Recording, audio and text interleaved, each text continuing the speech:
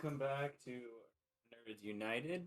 My name is DM Zach. I am joined by the reason why 6 is afraid of 7, Wizard Unknown, and also the reason that the chicken crossed the road, Flea.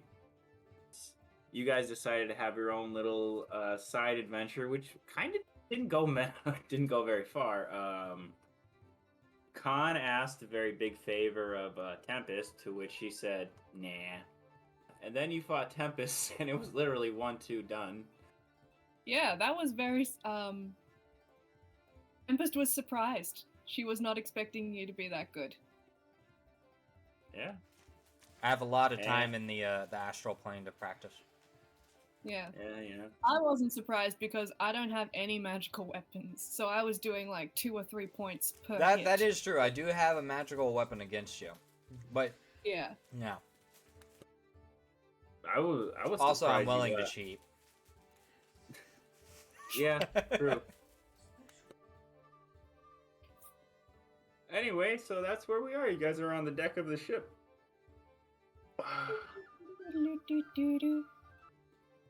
I think we weren't on the ship though. I think we were in one of the shops. No, you guys had were you on the shop? That is true, actually. Yeah, we were looking at alchemy, I think. Oh, no, you did that. You did that before you went and had your you had gotten the dust and everything and then brought it back to the ship. We went to the alchemist shop, we did our PvP, and then we went to the item shop to try and see what else is available. I was going to go. Oh, okay, yeah. But also, I did just send you Tempest's wish list. Oh, so yeah. Okay, I'll take a look at that. If those are in the item shop, I would love to know. Well, let me bring up the item shop image, and then I will. So when you guys walk in, this is what you're seeing. It's one of those pop-up tents, you know, but it's bigger inside than it is on the outside. Like the TARDIS. Like the what? Like the TARDIS. No? I'm drawing a blank. Are you really? You don't know what the TARDIS is? You know, I have named things you guys have no idea what they are. Zach is not a nerd. Zach is not a monitor nerd, no. Fake nerd.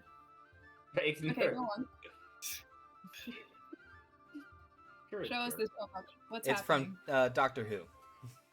Yeah. Oh! Oh! God. I hate you both so much right now. You're both assholes. Oh, we're assholes. Yes. We just pointed out that you've forgotten one of the big key things in a very important nerd franchise. The blue box. Exactly, you're assholes for pointing it out. What were we supposed to do? Just let that sit there? Yes! You let it slide. Let it slide under the table. table. You let me slide. No. Alright, enough with the enough with me trying to get my nerd cred back. Probably never will, but anyway, so you guys are in the item shop. There is let's see who's manning this shop. It was a goblin woman, right? Or a gnome? Oh yeah, it was a gnome. Small. Yeah. It was a gnome woman. We didn't ask her name. So Tempest is digging through the jewelry. What is Kahn doing in this item shop? Kahn is looking apprehensively at the items on display. Okay. With no You were money. looking through the skulls, weren't you? I was looking through skulls, but I have no money, so Yeah, that's... I'm broke. Sucks. Well, Yeah. not broke technically. I'm still richer than most people in the D&D world, but like, I'm broke. Some of these things are just no. You talking about my wish list? Yeah. You mean I can't have boots of spider climbing at 4th level? Or an immovable rod, or That's the best thing to have in D&D. Yeah. I'm surprised you didn't put Bag of Holding. Critical Role did it at 4th level. I put all my shit Do on my I body. look like Matt Mercer to you? If you grow out your ponytail long enough, you will. Shut Just up. saying, like, give me some cool shit. Is All there right. anything on the wish list that I can get on the island? So, maybe with some good rolls. I mean, So, granted, it's not that they don't have the items; they're just obscenely expensive. well, this shop in particular, so if you're looking around the item shop, you do see there's like a stack. You know how when you go into a supermarket, there are stacks of clothes and they're folded. Yeah. You see something like that with healers kits. There's not exactly a thieves tool thing put together, but there's definitely a section like at one of the counters, because there's various counters here with different bins in them, and these bins are like pick and choose items. It's like a lock pick, a knife, and all of the different items that are within a thieves tools kit. As far as scrolls, there's not a lot of scrolls here, and most of them are not magical. This place has no weapons in it at all. Yeah. But you guys have not gone to a weapon shop or an armory yet, so That is true. find a. So That's actually my next. That's the next place you want to go. Okay. Yes. How much is the healers kits? How much are the healers? Each healer's kit is about 5 gold a pop. Oh shit. I take one of the healers kits, I put it on the counter. Then I start picking and choosing things for the thieves tools. I want a thieves tool. You know how they have those little roll out leather scrolls? Yeah, the leather pouch thing. There is one above the different bins. They have like different colors for the rollout thing. Are there any pink ones? Roll me a d20. Above, we'll say 15. Yes. Huh? 16. 16? Yeah, there's it's not it's kind of an purplish pink, you know, it's pink, but it's got like it's purple and it's got like pink embleming in it. It actually has the symbol of it has the not an actual like artist depiction of a phoenix, but you know the classic like outline of one with the 3 feathers, and it's out like this. Cool. And I'm gonna get one of those. Okay. And the healer's kit.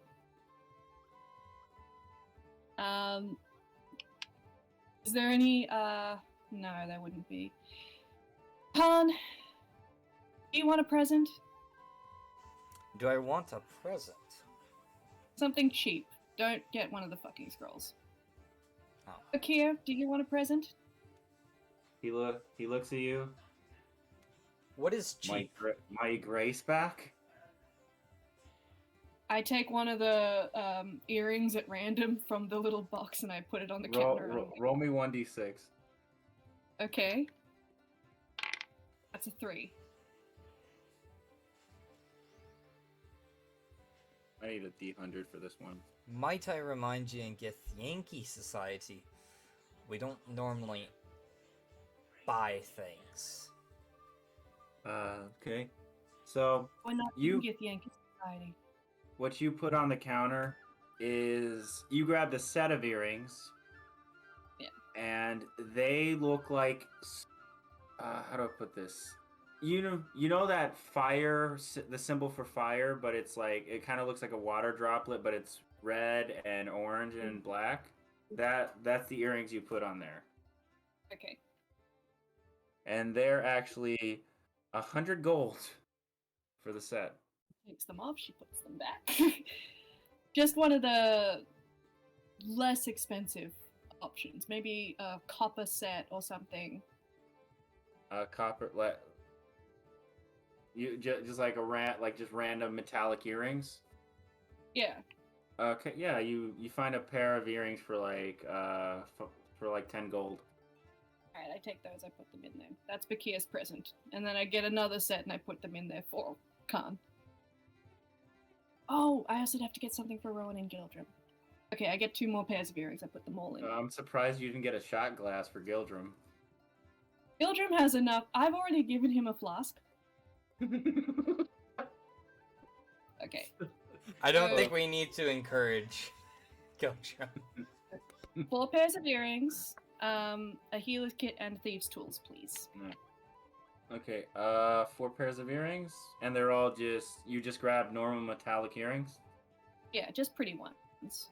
They don't have to be magical. So 20 gold for all the earrings. And the healer's kit is 10 gold. So that's 30. What else? Mm-hmm. The thieves' tools with the cute little phoenix pink patch. Alright, give me a moment.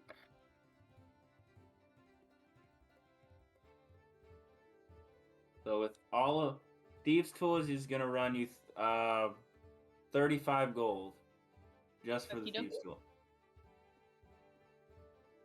Okie dokie. So all up, that's 65 gold. Yep. I like you. I like you too. She puts it in like a safe. Okay, roll me perception as she giggles. For both of you. 17 plus 4, 21. 21? Okay. Kahn?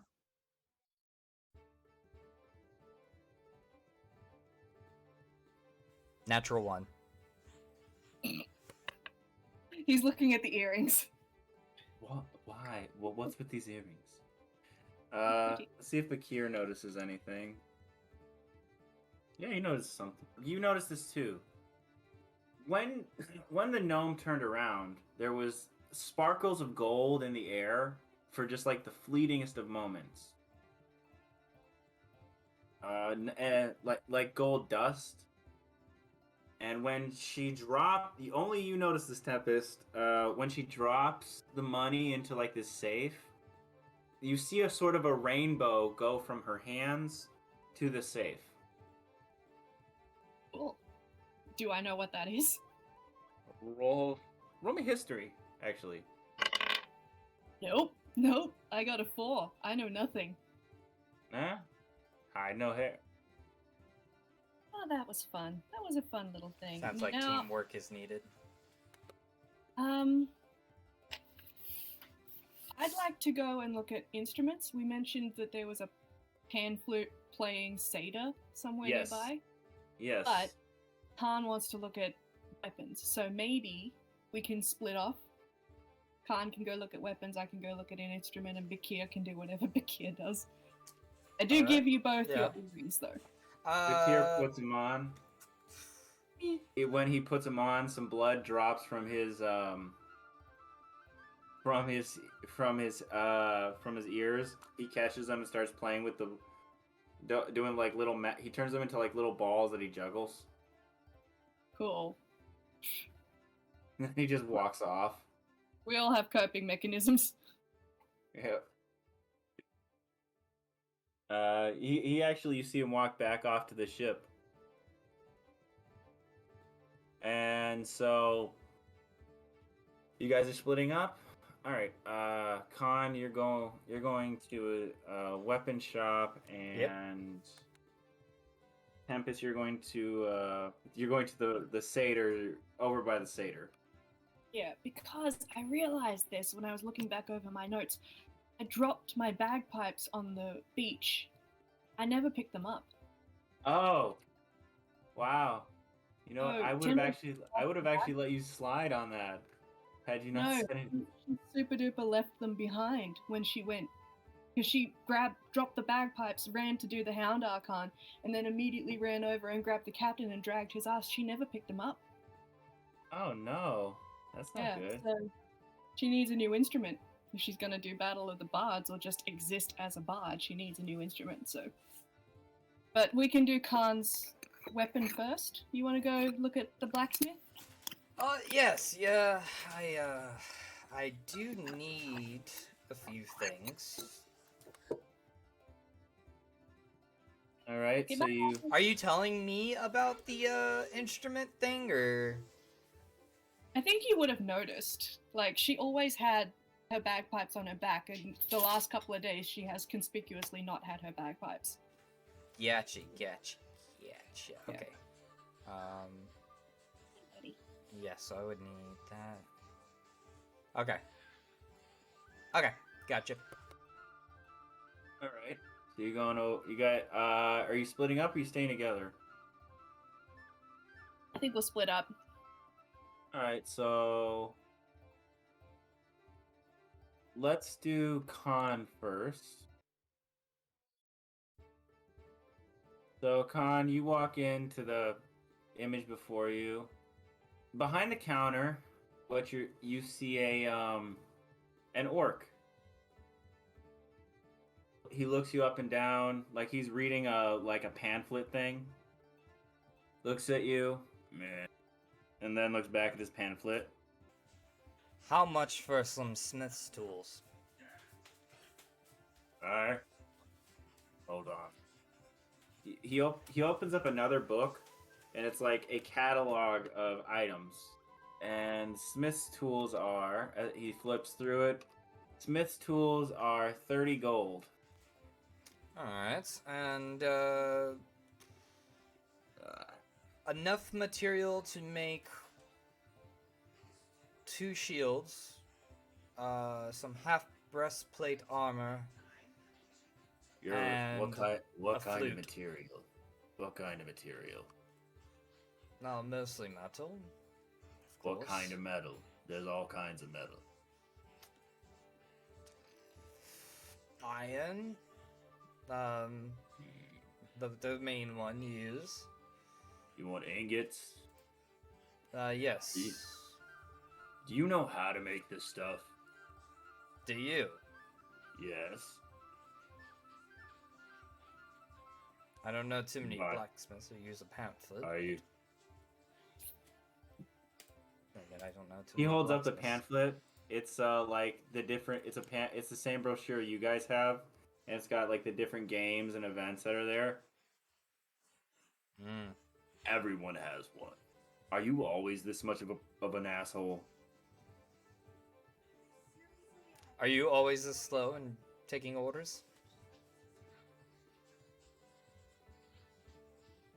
This week on Eachrotia, Kahn gets the shit kicked out of him by an orc in an armor shop.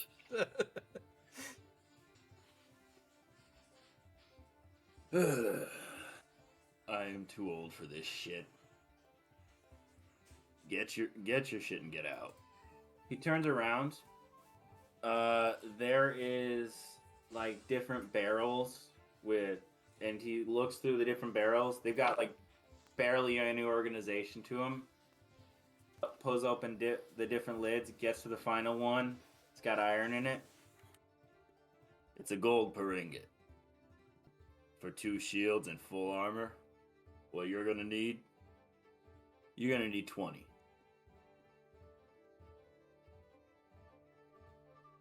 And how much is that gonna cost? 20 gold. Is that including the smith's tools? No. How much? 30 gold for the smith's tools, 20 for the ingots. You're looking at 50 gold, mate. Alright, he's going through his backpack real quick. Hold on 1 second. Does he have 50 gold? Oh, absolutely not. No. He's completely not got 50 gold. But he will pull out 20 crossbow bolts and a light crossbow worth approximately 45 gold together. What am I supposed to do with this? A trade from You just one craftsman to another. Are you trying to compare yourself to me? He'll pull out his sword. Okay, you're a Githyanki with a Githyanki sword. Are you trading this? No, I forged it myself. He points to a row of magic swords that he's got, like, just up top. One of them's made of gold. But are any of them on fire?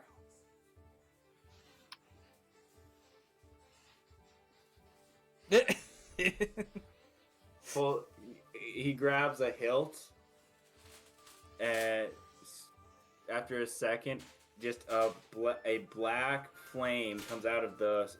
Like, it's a flame blade, but it comes out of the hilt. Yeah. The good thing Tempest Okay, didn't fine. come to the hit delivering contest. I'll also throw in you 9 can gold pieces 9. on top of the trade. Roll me persuasion at disadvantage.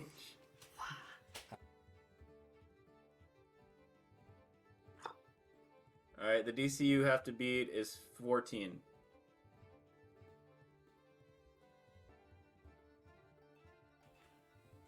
Six.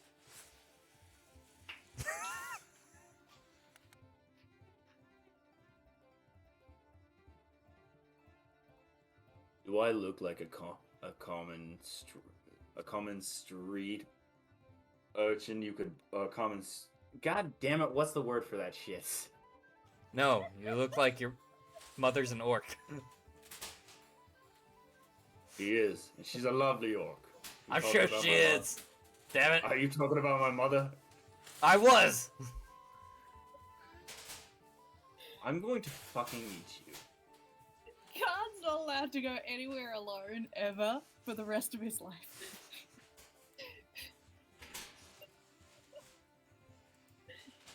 Fine. I don't have the gold. I just have the trade. No deal then. No. Are you gonna buy anything? How much for enough ingot to make a shield? To make a shield? That'd be 10 gold. I've got 9 gold. Roll me persuasion.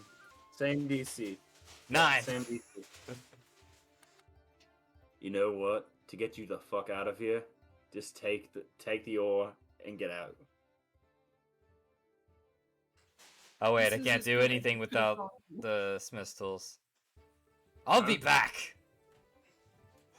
I'm sure.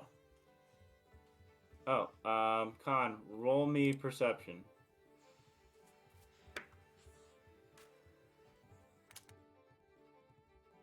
12. 12. Okay, I'm trying to remember what was the name of your group again. The I don't one think group? we came up with a. Oh, the We did? other group. Yeah. Oh, that. Let me go to my handy dandy notes that are available here on D&D Beyond, where you can have notes in In your its own character sheet. section in your character sheet. This is such a great ad read. You guys are doing so great. I know, right? Not sponsored, but maybe one day.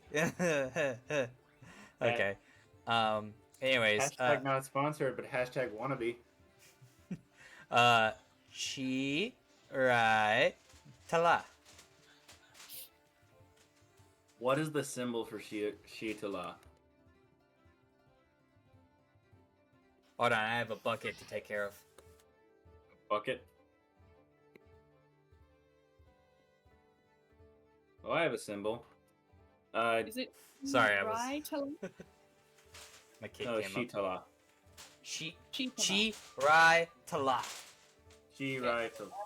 Chiraitala. Yeah, she said it better. I'm gonna say the symbol for that is the outline of a red dragon getting stabbed. All right, Does it work for you? sure. You got a 12 on your perception? Yeah. Yep, you're... Yeah, okay. as you're walking out on the door frame, like it's not exactly a door frame because it's a tent, but it does have like a little symbol sewn into the where what would be the door frame, and it's that symbol I just said, the dragon getting stabbed. In the tent itself? No, on the door frame of the tent. It's like sewn into the frame of it. On the flappies? Yeah. Okay. Well, only on the inside part. Yeah.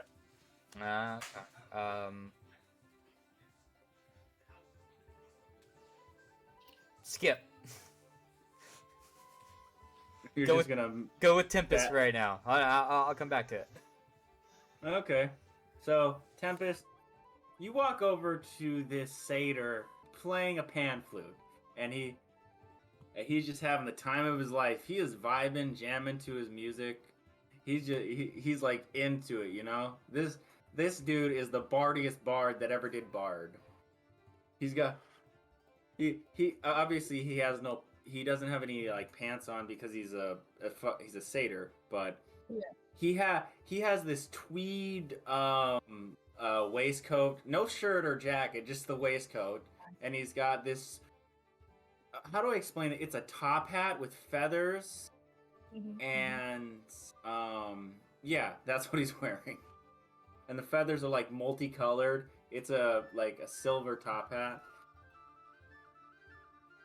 This is a vibe. I'm very into this.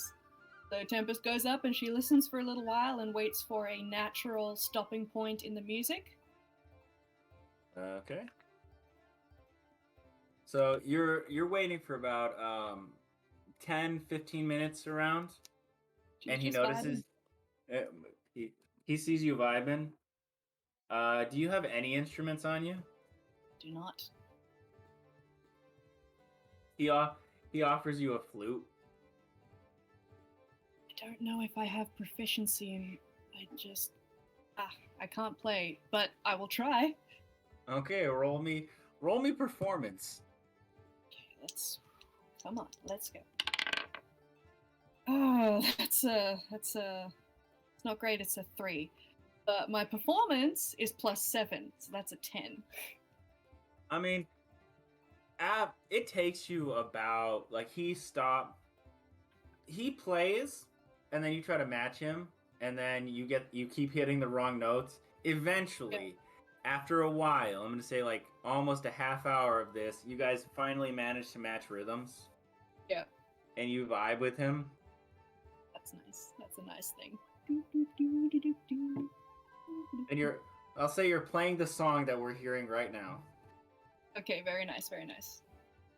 So after we're done vibing, and I've got the hang of the flute. Okay. I'm like, this is a lot of fun. Don't suppose you have any other instruments for sale? He keeps playing. He never stopped, but he points. He has like this. So what it looks like is sort of a bike rack, you know, like for bicycles. Yeah. And it's got random instruments just kind of stuffed in there. Is there a lute? Yeah, there's a lute. I gesture towards it as sort of a question, like, can I try the lute? Be my guest. I'm gonna try the and jump in with the same music playing on the lute, and I have proficiency in lute, so I can add my proficiency bonus. Okay, so that's a 10 plus 7 plus 2. So that's 19. He stops to listen to you, like, and he puts the pan flute into a holster on his, like, he's got like a holster on his hip. Mm-hmm. And he grabs a violin from there and starts playing it alongside you. He got a 17 on his performance. So you guys now have like a little crowd around you, kind of just vibing. And let me see if because I kind of want this to happen, but I won't allow it unless I get a good roll on the D100. All right, so joining in, it's not a say. There's like a half elf who has bongo drums, and he's just Yeah. kind of playing that to the beat. And after a while, another person comes over. This is a wow. Okay. Uh, this is a like an anthropomorphic kind of humanized bear is strumming a banjo. Nice. And you're all just kind of this pop-up band playing there now. This is very fun. I'm enjoying this. At some point, I imagine, because we've been actually, at least an hour. Let me finish. After, Okay. as you guys are finishing up, people start clapping and start throwing gold at you. Roll me a D100. D100. Okay. 33. 33. They throw you 33. You get 33 gold out of this. Me personally, or us as Yeah. a group? You personally. Oh, okay. That good busking money. It's called busking in Australia. What's it called in America? Panhandling. Oh, okay. Or busking. Alright, well, after she's done high-fiving everyone, she goes over to the satyr and she's like, hey, this lute is so beautiful. Did you make it?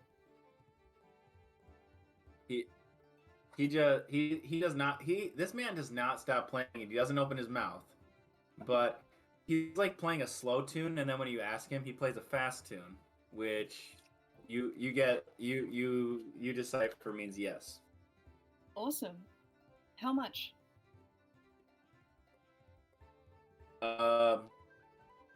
Roll me. He stops, shrugs, and then keeps playing. I offer him the gold I just made busking. Roll me persuasion with advantage. Okay, that's a 12. And that's a 13. Plus persuasion is 4. So 17.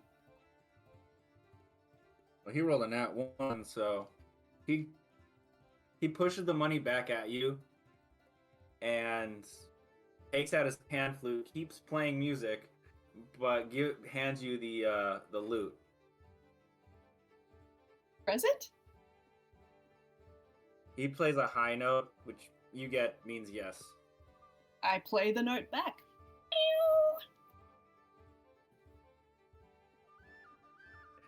And between one of his notes, you hear righteous. Okay, excellent. Has Kahn come back? Yeah, I'll say he's He's walking walking? toward you. Yeah. Oh no, I'm- I didn't leave the tent.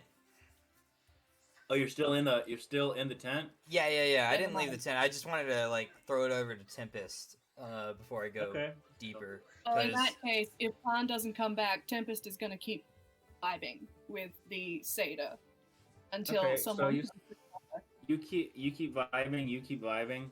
The satyr's like, he puts down the pan flute, puts down the violin, and puts all the instruments. This is amazing. Give me that thing. Give it. He takes the lute, and then there's a little like box next to all the instruments that you didn't notice before because it's hidden. Mm-hmm. He takes it out, and there are like little gems there inside the box, and he starts affixing them to the lute, Nice. like around the frame of it. He's bedazzling it. Yeah, he's bedazzling the lute. So cool. Tempest is gonna have the most gaudy fucking instrument. So good. I love it. All right, so while he's doing that, let's move back over to Kahn. So you're at like the front door frame of the tent. You saw the the dragon getting stabbed kind of thing. So what are you gonna do? Kahn stops and stares at the symbol for a second. And then places his hand on his sword. Just not aggressively, just like how you would just stand with your hand on something. Like contemplatively? Yes. Then turns around and walks back over to the orc. Can I help you? You pompous dick. Do you own this shop? Do you see anyone else here? Just because you operate it doesn't mean you own it. What do you want? He's like cleaning out his tusk while he's talking to you. It depends on what you want. What do you and that symbol share? What do you know about it?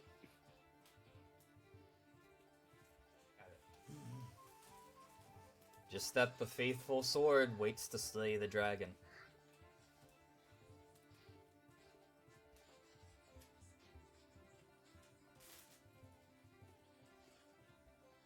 He stops picking his teeth, puts down his toothpick.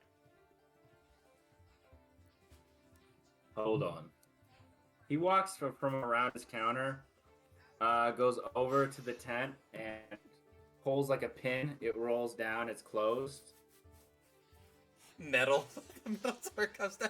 No. No, but it's closed now. Like I got you. It's like, and on the other, I'm gonna tell you this, on the other side of the door, like the door thing, it says It says closed. Huh. Like,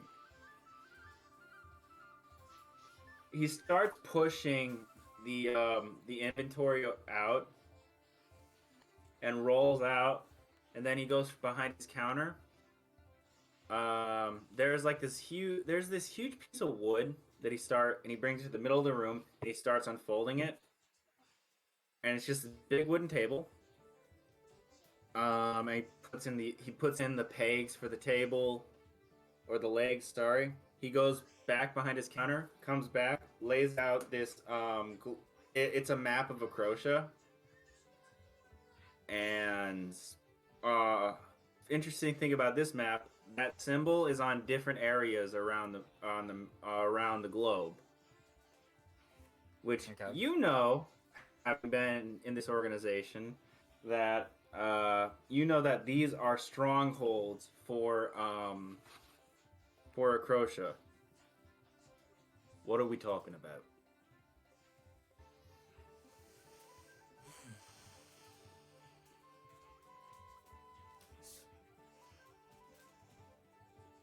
I'm not familiar with this shop. Well, what was the name of the organization? I'm sorry, I will remember it eventually. Right to la. He writes Lada needs to make money somehow.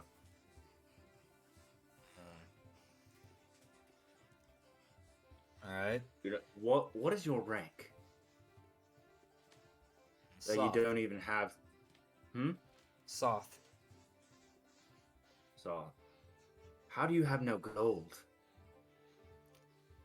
I was ran out quite abruptly. Wait, from where? And I tell him about the compromise. You tell him about what happened at the safe house? Not everything, but yeah. He takes out a notebook, makes a note, and then with like very crudely with an inkwell that he just happens to have that's on his counter, he scratches an X across where that was. Like there was a symbol for the safe house, and he scratches that out. That's a shame. Closest we ever got back into the city.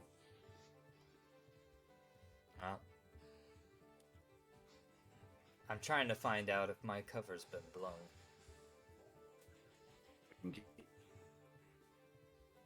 I'll try to. I'll keep my ear to the ground. But what is your name? And I don't mean the bullshit name you get to everyone else. Goth. Ah, all right. I'll take a look. I haven't heard anything, but I'm not that high up. Guess ain't gonna let an orc very high in, you know. Anyway, you will. What did you want before? You wanted smith's tools. Yes. Sorry for the display. I have to keep appearances. Oh no, I get most gears are pompous assholes. I get it. Yeah. Well, But anyways. you especially are kind of a cunt. Thank you. I like how Kahn's trying to pretend like all of that was on purpose. Very cute. Anyway, and he gives you the smith's tools. Yes, so, I am pretty good with a sword, but I'm learning that it's not the best way for me to go about things, so... You got your ass kicked, didn't you? No. Never, in fact, but... Roll me deception. It's one of those things where you stop where you're ahead. Is it deception? Because he hasn't lost any fights. And in Githyanki lore, in order to prove themselves, they actually end up killing each other during training. So if I had lost, I wouldn't be here. Okay. No. Okay. Never mind the roll then. I haven't lost the fight yet. Don't want to. Okay. I know a decent amount about Githyanki lore, but do they commit seppuku? That's a more. I mean, that they don't go into that. I think really, if they do something that bad, the queen directly will take care of them, or have somebody, or another Githyanki will kill them. Okay. But they don't tolerate weak. No, I know that. I can't remember if they did ritual suicide or not. I don't. Anyway, I don't believe so. I think if you mess up that bad, you'd know. Okay. So getting back into it, he gives you the smith's tools. He says he's gonna keep an ear to the ground for you. You got any other information? Anything that could help me? I will tell him all the agents involved in the raid. Not just about the raid itself. So, everybody I knew who was there at the time. Because if they're alive, they'd be traitors, basically. So... He takes a list of the names. He stops at one of the names. If you remember, do you remember the name of your friend who gave you Brunhilde? Oh God. I know his Oh. name. His name is Nam. Yep, Narm. Narm. Interesting. I ran into him about a week ago. Sorry, a few hours ago. Narm is here? Well, not here. I ran into him on the way here. What do you He mean on didn't the way? seem like I got held down. He didn't seem the worse for wear. In fact, I don't think he knew who I was. He was on board a normal Githyanki ship. Thought he might be spying, or either spying or turncoat. Did it seem like they were on the way here? No, they were going towards to Glare. which is Trolls. interesting. Maybe. And I will have to rush my plans. Anyways, I don't mean to try and gouge you for materials, but I could use some ignits to make some armor. I'm sorry. I'm sorry, mate. I gotta keep something to sell. This Well, nothing against you. I just no, I get if it. you- That's why I was trying to do I'll a get- trade. I mean, as you can see, he points to a bunch of crossbows and bolt and like quivers of bolts that he's got. I got enough of those. All right. You got anything else that's fair trade? Fair trade? Not so much. I'll have to come back. Well, if you do, let me know. Might be able to help you out. I might have something. I just don't have it on me right now. All right. All right. Before you leave, let me just put this shit away. Oh yeah. You can go. Of course. He puts everything away, like rolls up the map, the big ass map, puts away the table, pulls everything back to where it was. Rolls the door back open. Next time I come in, it will probably be with company. All right, I'll keep that in mind. And the name's Kahn. Good to know. All right, and there's a little bit of a line when you walk out. Okay. Not a long one. There's like 4 or 5 people there. And I just upturn my nose at everybody in line and walk out. All right, so you walk out. Yep. You see, so when you walk out over onto the boardwalk, Tempest is over, like she's at, there's a crowd, there's like, there's the satyr, you can see a crowd around where the satyr was, but you can't see Tempest because she's probably in the middle of it. But you do see a couple of people playing instruments, and there's a crowd kind of watching and kind of vibing to this shit. I'll walk over towards I'm it. assuming you walk over towards it. Yeah. You see Tempest. You get over to the crowd. You see Tempest there. There is a satyr bedazzling a musical instrument, and she's like watching with it. Doing that like the "Yay me" clap. Like she's. This is such a good day.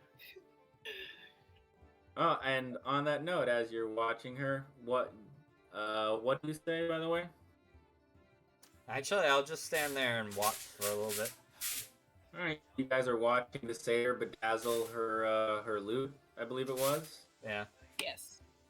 All right, he's bedazzling the lute, and on that note, we're going to take our first break here. Everyone, please rejoin us in 5 minutes for the 5-minute debate. Until then.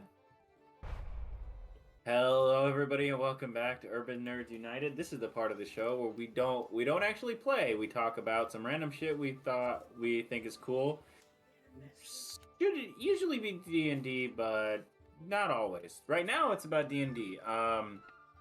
We came up with the idea of talking about building a character for optimization versus roleplay.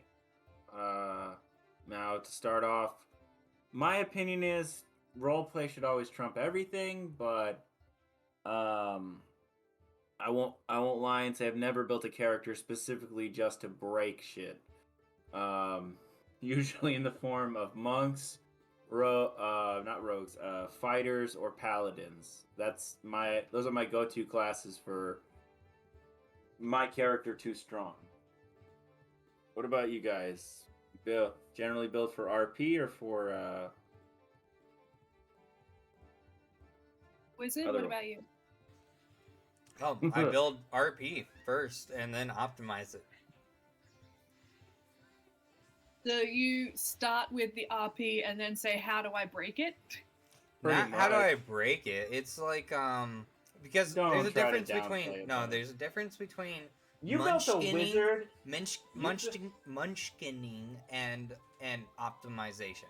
Optimizing my character so he's the best at what he's supposed to do isn't like breaking anything. It's just, I mean, he's meant to be the best, so why not make him as close to the best as possible at what he's supposed to do?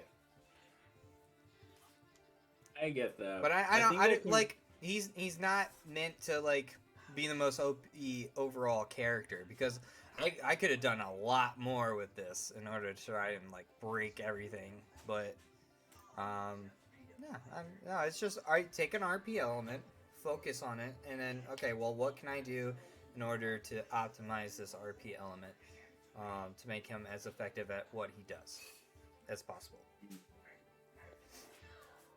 I feel that. I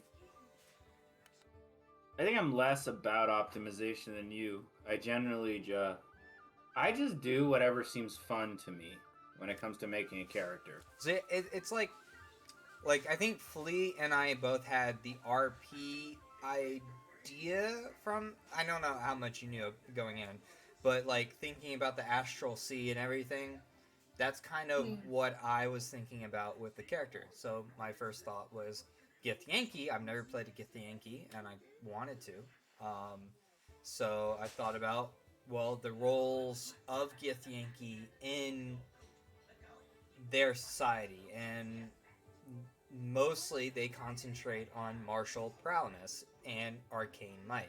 So now usually you have the separate, like you have the Githyanki Knights, which are good at both elements, and that's kind of what I was focused on, is how do I make a Githyanki Knight, basically, with my own little spin on it. And it's impossible to actually make a Githyanki Knight using player rules, because they get access to telekinesis and stuff. So, I mean, but not the full wizard list, because they're not really casters. It's kind of weird. Just, they use psionics and stuff. So, Yeah.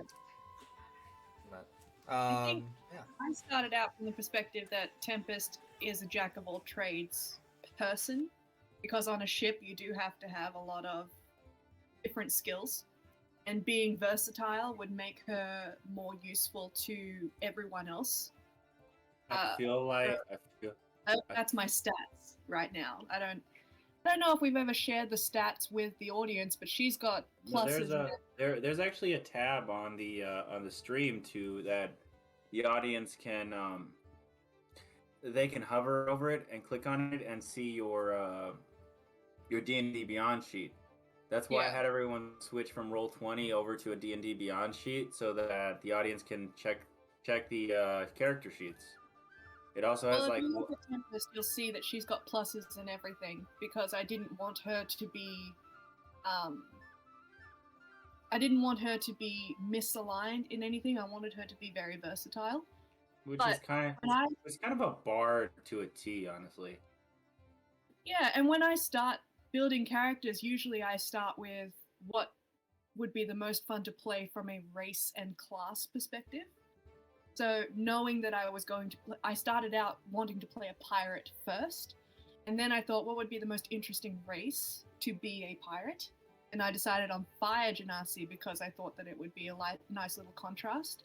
And then Fire Genasi Bard, because I think Fire Genasi are quite flamboyant, and they're quite sort of out there and present in everyone's vision, and so the class Bard makes the most sense for that race.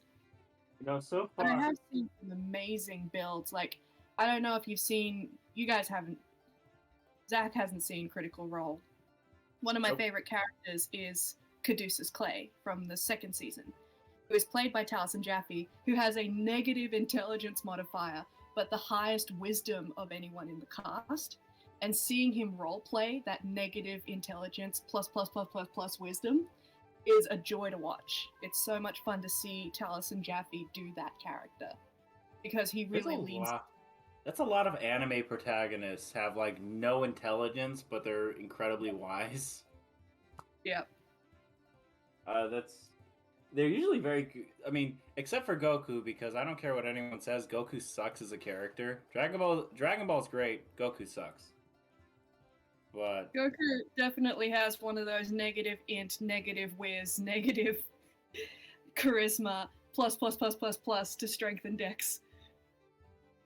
He is a min-max, like, Munchkin character, yes. He's Japanese Superman, is what he is. Yeah, literally. Yeah, Japanese Superman. This is a perfect example. What I do is Batman. What min-max is Superman. Yeah. Batman, I'm going to train in martial arts and then buy everything. And I'm gonna get... it would take a very long time to explain why you don't need 12 master's degrees, but I'm not gonna go into that. We have 5 minutes. Okay, but if you're gonna call yourself a detective, like the world's greatest detective, I don't know. Detection skill is not the same as academic education. Anyway, we are past the time for this, so I'm gonna call it. Let's get back to the action. So before we went on break and before we did the 5-minute debate, you guys were Tempest was having a lute she'd got gifted to her, bedazzled. And that's currently happening. The guy is affixing the satyr is affixing different different colored jewels, and it's not all one color, it's you got pink, red, blue, all kinds of different colors. I'm picturing kind of like this beautiful swirling pattern around the base of the lute, so that it looks, when she would, I imagine if she is performing on a stage and she strums, it would be a lovely little rainbow sort of effect where her lute would be shining out in different colors as she moves her arms. That would be really cool. Okay, yeah, we could say that's happening. Or you could say Tempest says that you like make a request. Ooh, can you do this? Yeah, I wouldn't. Tempest would probably just sit back and let it happen. She wouldn't try it, but I imagine that's what would end up happening, is like this lute with different swirls and patterns of colors that ends up acting as a kind of almost mirror ball, or like one of those crystals that you hang up in the window and it shines different colors. That would be cool. Okay, yeah. So he finishes up and he hands it to you. Tempest takes one. It looks like the most gaudiest glass disco ball instruments you've ever seen. Like, this is... I love it. This screams Tempest. Tempest takes one of her beads from her hair, a little silver one with different red cubic zirconias inside of it. Her hair of holding. Her hair of many secrets. That's why it's so big. It's full of secrets. And she hands the bead. The satyr. A Mean Girls reference. Exactly. She gives him the bead.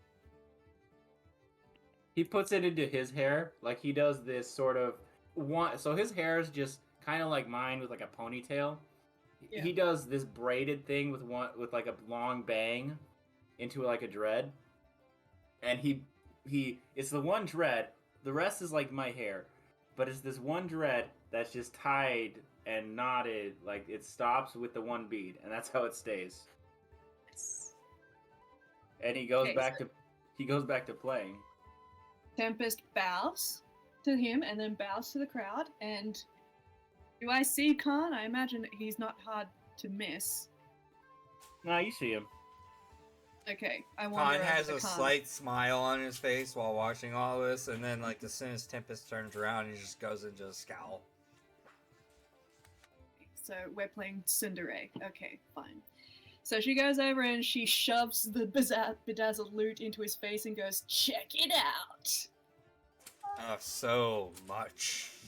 Bedazzled. It's wonderful. You're So not she one slings it to on keep a the floor. low profile, are you? Why on earth would I do that? Why would I let everyone miss out on this? So, what'd you get? Did you get a sword? No. We had a bit of an issue in the negotiations. Ain't me surprised. Yes, well.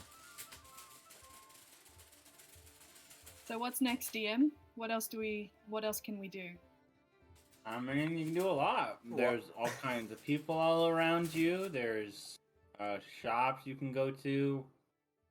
There, you can go into the actual, like the actual like top-up shop. All these people are just running around, decorating, making everything look fancy schmancy, you know? Very nice. Is there a healer, a cleric, where would I go? I'm sorry, to I'll be right back. find- Okay. Where would Tempest go to find someone who heals professionally? Roll me perception. Perception. That's a 6 plus 4. It's a 10. 10? What you doing, buddy? Okay. 10's good enough. So, towards like the middle of all this chicanery, you do see sort of like what looks like it's a tent with like beds and whatnot. It has what looks like medical supplies, and there's a sign in front of it. On the sign is, I wish I could get this image, but it won't let me take the image. So it looks like, it kind of looks like an ankh with wings and a circle around it. Okay. Wait, do you want to roll me history to know what that means? Or what that is? I know nothing. What is it? What'd you get? A fucking 2. Okay. Roll like garbage. Luckily, you're not actually fighting or anything today. Oh, and thank God for my high performance, or I would have been fucked. But yeah, it's not great. So no, I don't know what that means, but I see the cots and I imagine I get the vibe of healer from that. Yeah, definitely. There is you see an owl folk, which above game that's called an owlin, and he's got on. What would this look like? What would the outfit look like?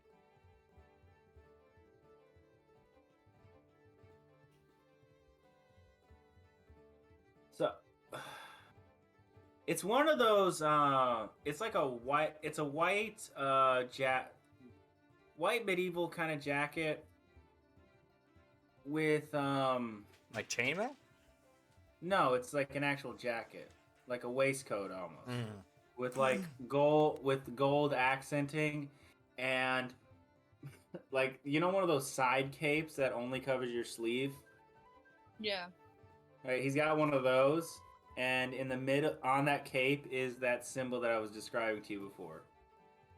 Now, from Tempest's the ship that she was on, the medic was an owlin. So Yep. she sees that owlin and she goes, "That's a cleric." She goes over. Just a little gentle racism, just sprinkle it in. But yeah, she's gonna head over. Kahn, hey Kahn, Yes. I wanna try and see if I can get the hang of this healer's kit. You wanna come? Sure. Yes. Cool. We go over to the healer. All right, you go over to him. Oh, do you say he's kind of busy setting up everything? You gonna say anything to him or? You gonna say, Hi, what's your name? Hello. My name is Orion. Can I help you? Orion? You know, it's the weirdest thing. I knew an owlin named Orion on the ship that I used to live on. It's a common name among us. Yeah. Or do I you didn't know? know That's fair. Well, I Um, mean, the owl folk are very proud. We come from the stars, as it were. In the how can I help you? Actually, I was hoping I could help you. I just recently I've I'm gotten. sorry. I'm married to my work. Me too. That's actually why I wanted to talk to you. I've recently gotten a bit of an interest in healing, and I've never actually been taught how to heal. I have observed a lot, and I know a few spells, but I've never actually been taught how to heal. And I was wondering if I could observe you, or maybe help you with some of the smaller tasks, and sort of develop there. I mean, my my healing comes from, well, his eyes start to glow. He puts out his like winged hand, and from it shoots light. And it doesn't do much, but like there was something broken there, and it just fixes. I am my power comes from light, as it were. I don't know how you would learn this. Suppose maybe I could just learn some basic first aid, or even just observe the kinds of spells you use, just to see what I can glean.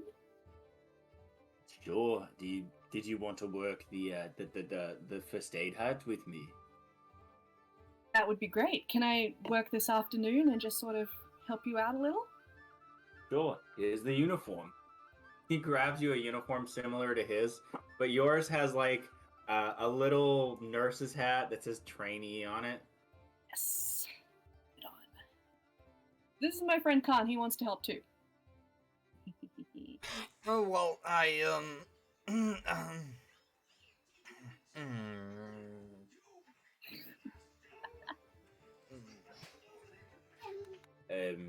You don't seem like the healing type, my friend.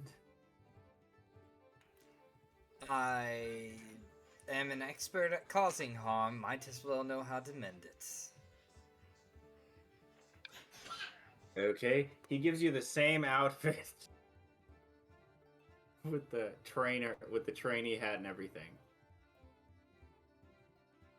Okay, so can we assume that we spend a little bit of time Yeah. helping heal a guy, and I Yeah, don't you know, know- can I roll to see if I develop a proficiency in healing or anything from this, or It would take longer than one session for you to develop a proficiency. But I will say if you stick at it, like it's possible. So Mhm. yeah. Well, let's do this. You help him set up, and people start coming around to get some, like, they got some cuts and bruises, or one person comes with like a compound fracture. And it's like, Let's go. yeah, and you're helping him busily get all this done. The compound fracture guy, by the way, was a squirrel folk,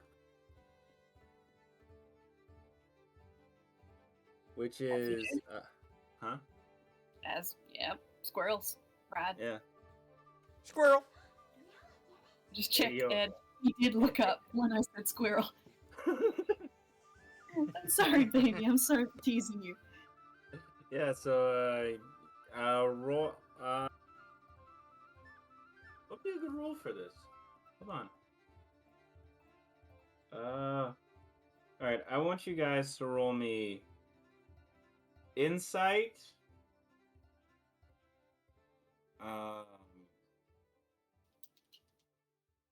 Nature.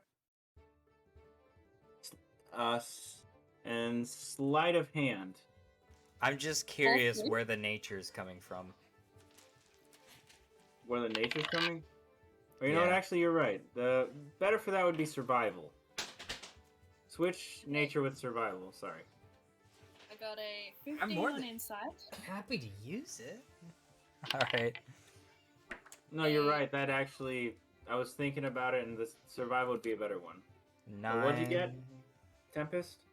I got a 15 for insight, a 10 for survival, and a 16 for sleight of hand. 15, 16, and what'd you get for sleight of hand? 16. 15, 16, 16? 15, 10, 16. Oh, 15, 10, 16. Okay. Yeah, so you're a little bit of a natural. You struggle with the compound fracture because you literally try to just push it back in. The Orion puts his hand on your shoulder, pats you on the head, and then like very politely moves you out of the way. And he does that. His eyes glow. What'd you get, Kahn?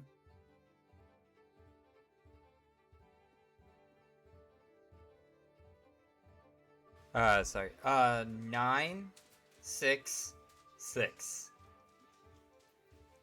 So when you try to heal a cut, you break somebody's wrist.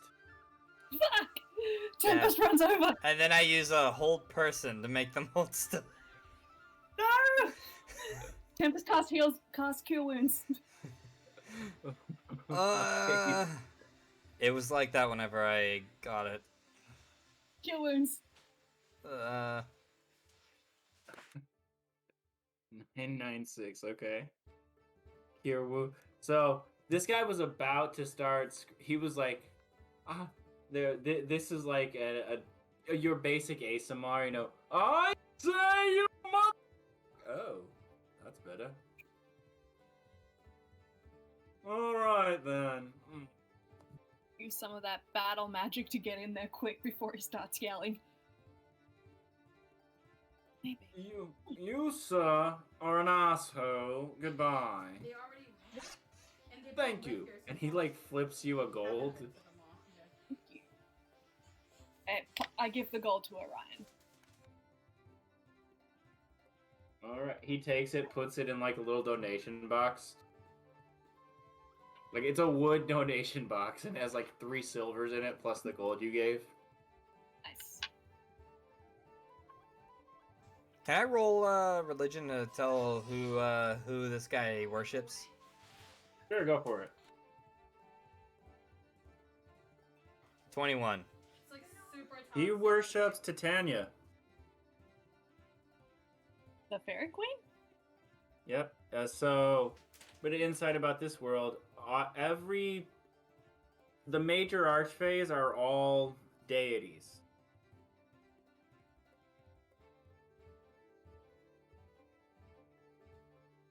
And what does There- Titania do?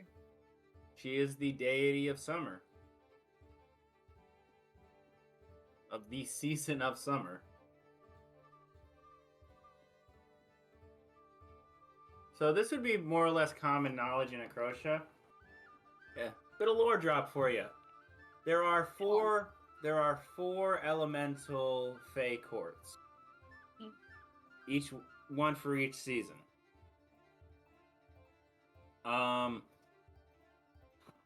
And the Archfey for each court are Titania,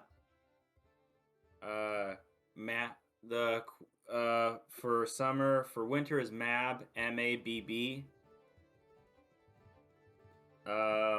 For spring is the Orchid Prince. Don't judge me. And Oh, I then think it's very cute. I want to meet the Orchid Prince.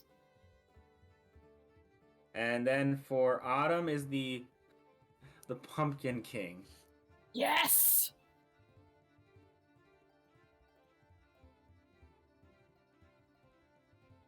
Excellent.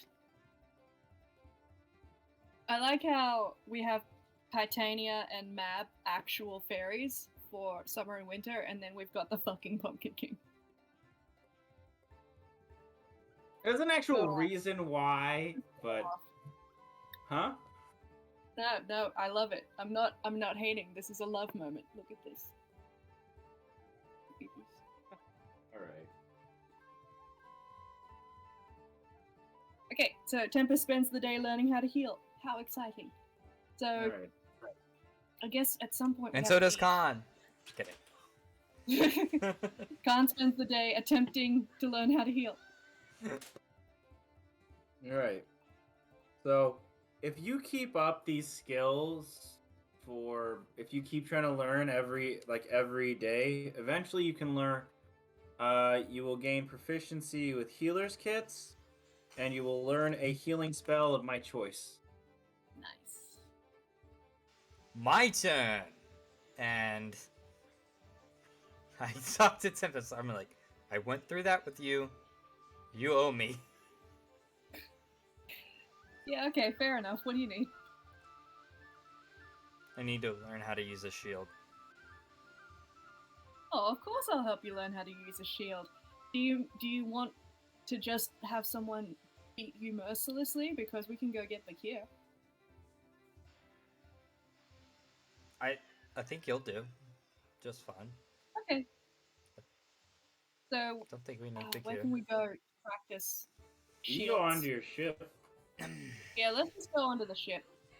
Hopefully Okay. Bakir is not watching and he Sure. won't roast. No, Bakir's there. Yeah. I mean, if you go back to the ship, Bakir's kind of just hanging out there on the main deck, Yeah. just chilling. Okay, He's, well he's you're still gonna have juggling those blood juggling balls. He's been doing that for hours. Literal Has he really? hours. Yeah. Oh. Okay.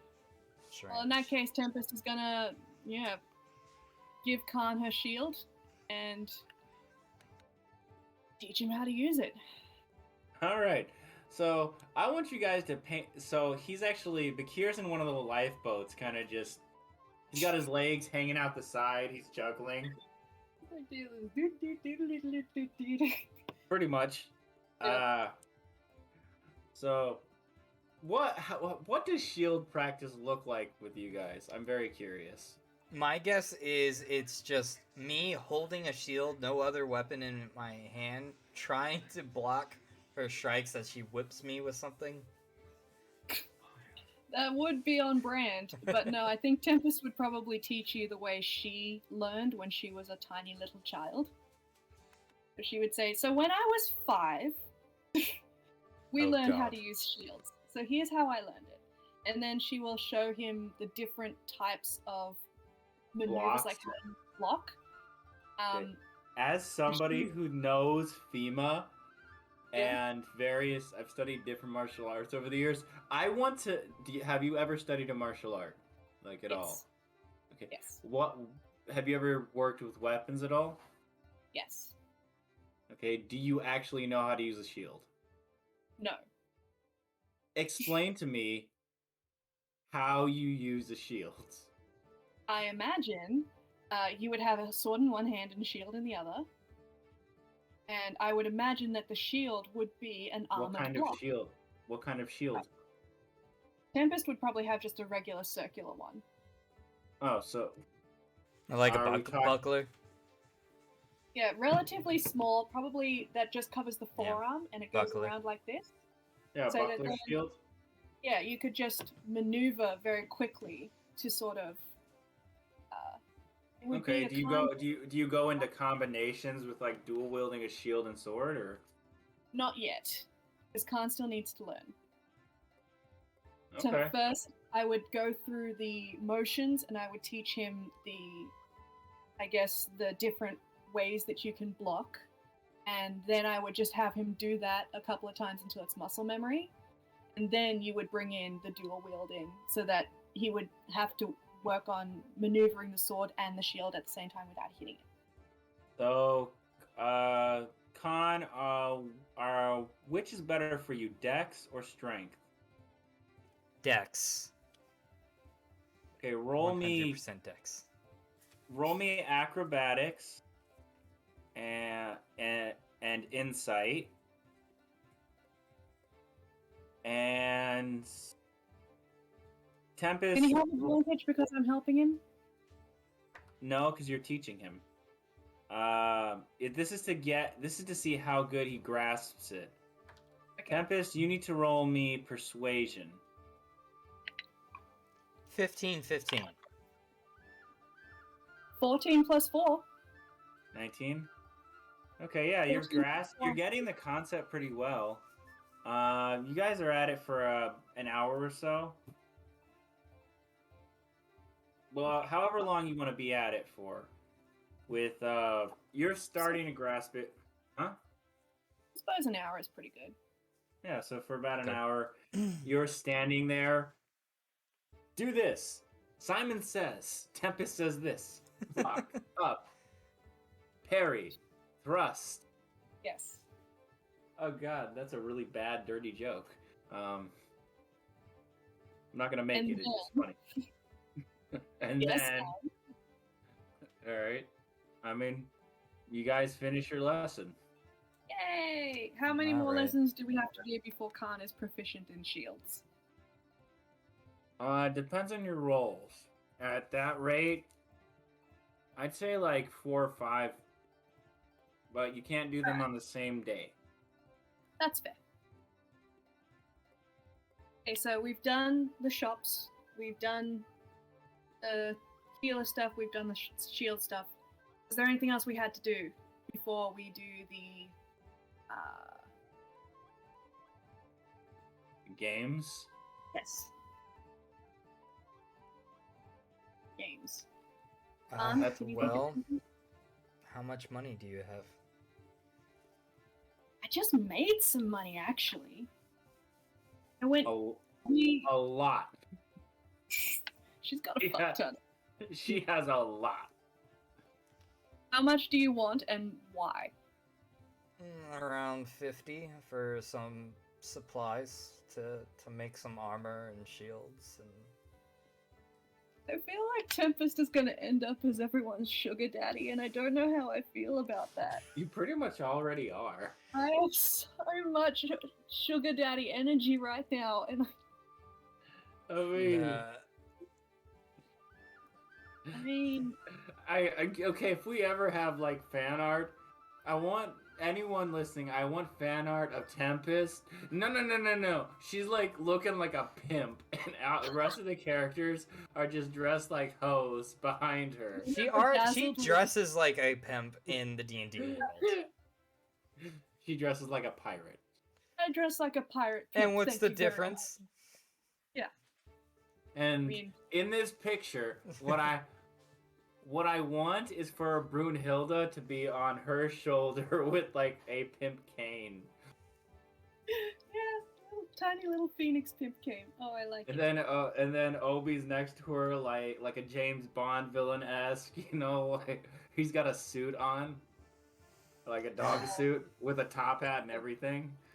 This is a dark mirror that we're looking into right now. A very dark mirror. Okay. I can give him the money, but I want something in return. Yes. I don't know what yet.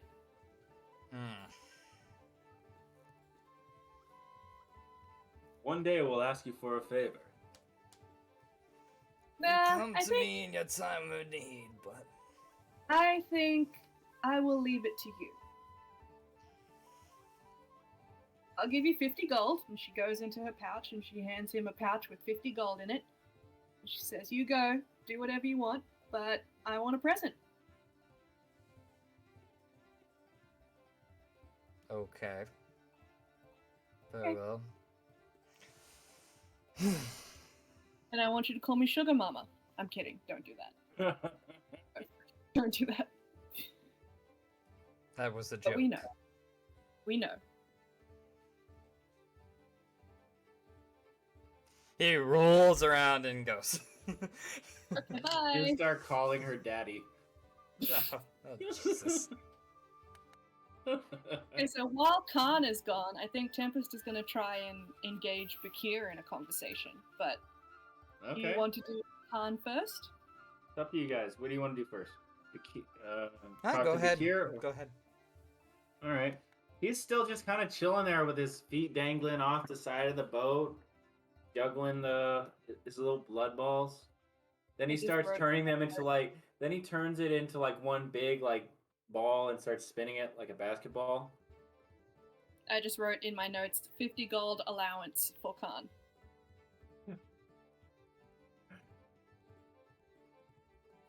You know, you should have just said what I was hoping you would say when giving him that was, "Here you go. Go buy yourself something pretty." Nah. That's too on the nose. I just want a present. Buy me something pretty. Anyway, There you Tempest is go. going to climb down into the little boat and flop down so that when she does, the boat goes whoop, whoop, you know? Okay. You plop down trying to make the boat. You rock the boat, as it were.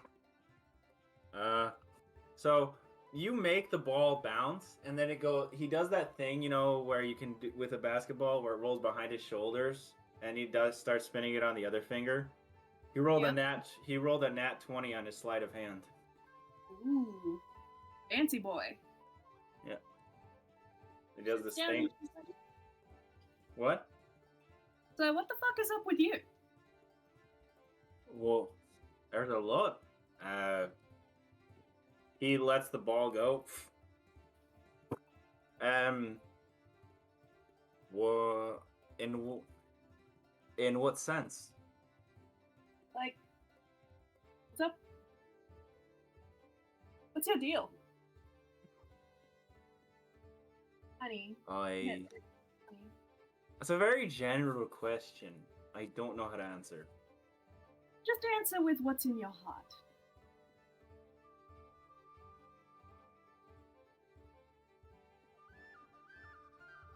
He's trying to figure out what exactly you want him to say. Well, first of all, you mentioned that your cousin was the Hound Archon. What the Yeah. fuck is up with that? What exactly?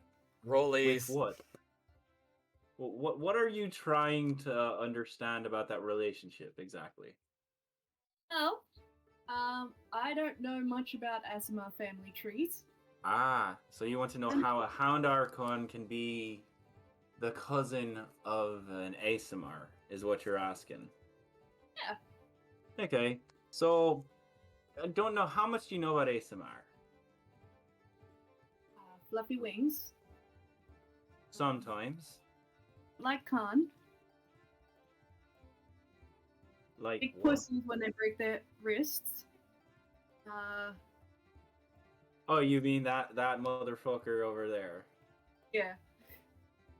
No, he is just one fucking pussy. Okay.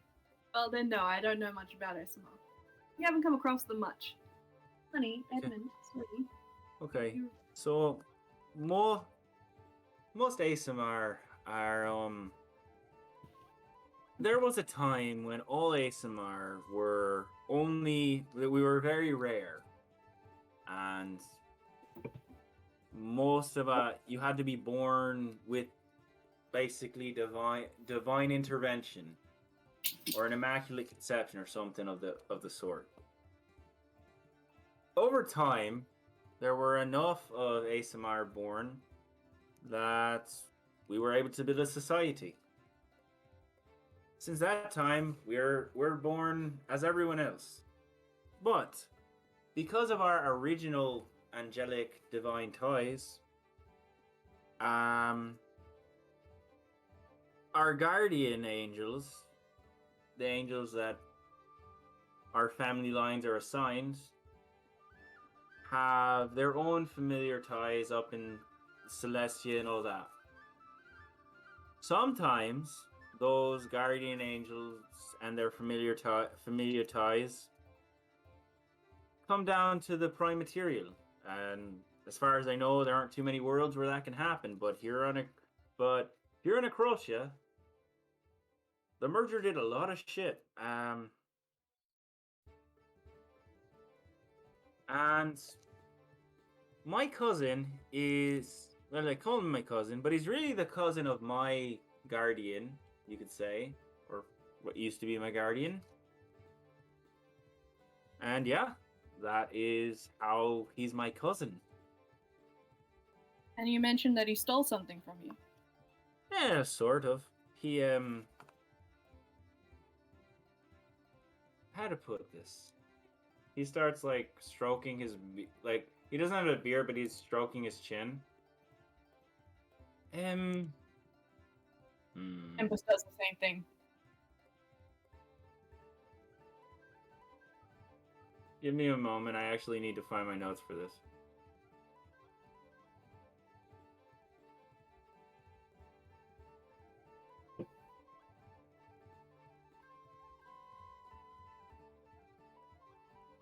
What the fuck?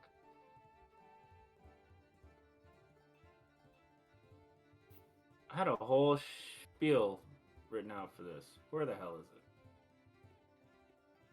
Okay. Okay, so he's trying to figure out how to word it.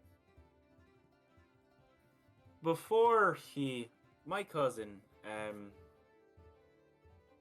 his name is Suriel.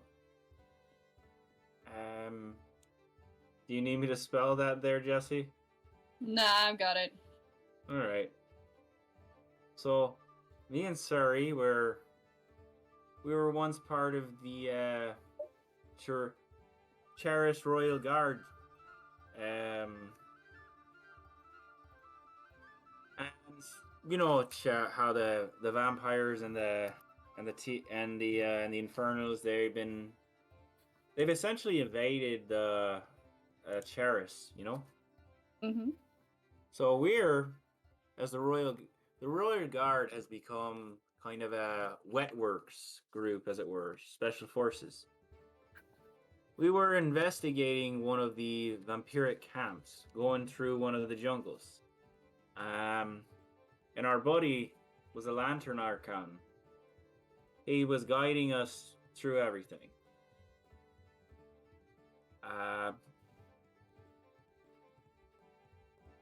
So my cousin mentions we start to smell something really strange, and my cousin mentions he's suddenly hungry. So we decide we might stop for something on the way out. Didn't think nothing of it. Keep going in. We get deep into the vampiric camp, and Suri gets another whiff of a pie or something. He says he's hungry again. And I start to smell something very, very vile, like a rotted apple pie cooling on a windowsill. And yet, it was vile, but it smelled delicious.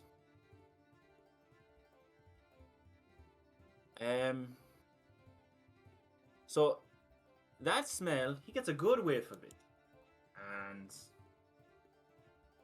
something happened.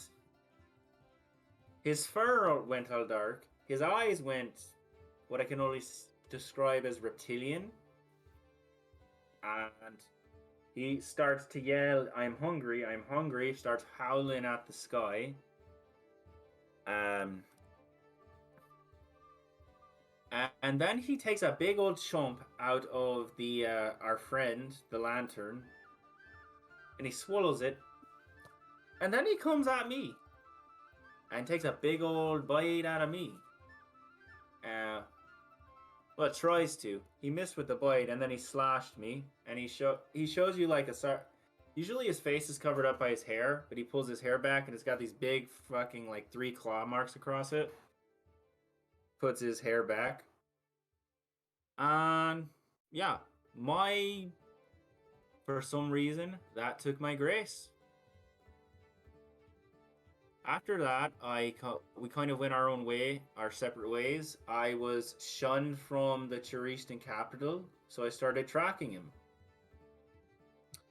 And when I finally found him, you lot we're fighting him.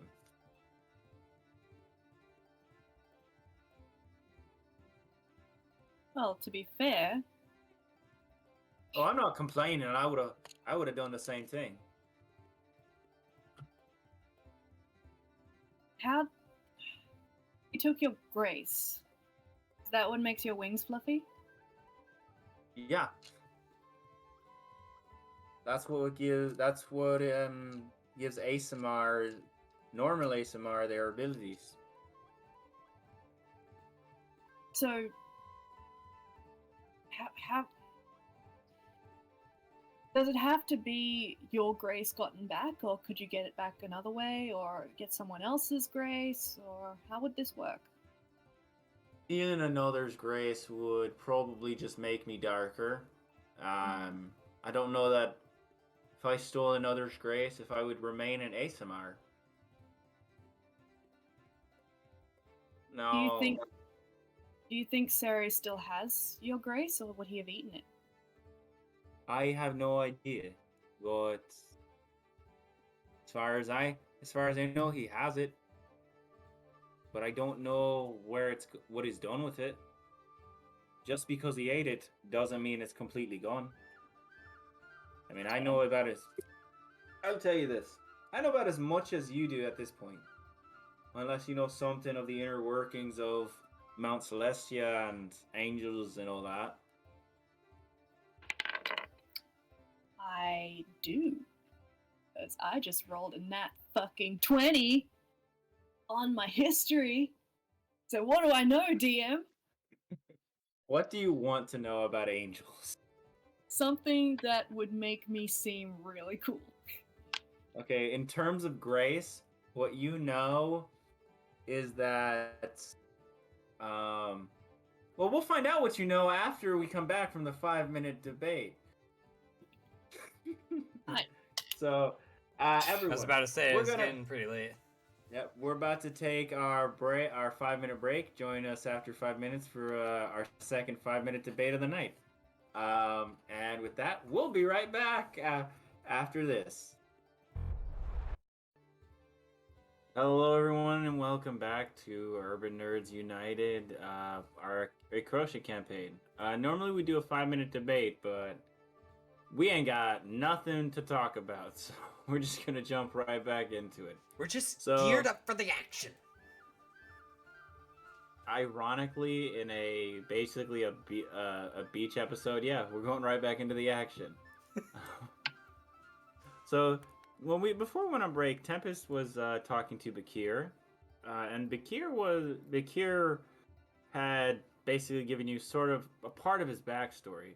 Now, I did forget to mention something. I want you to roll me insight on Bakir. That's another nat 20, my dude. Yeah, he's withholding something. Like, he caught himself. He was stuttering. He stuttered at one point and stopped himself from saying something and then moved on from it. Traitor, murderer. But Before all that, Tempest did roll a nat 20 on her history, I- so she knows something. yep. So, what you know about angels is you actually know a lot. So, you know that there's all these different ranks of angels, and some angels fall, all that jazz. Mhm. Generally, I believe it's Solars that are the guardian angels for that give ASMR their abilities, or that bless the ASMR.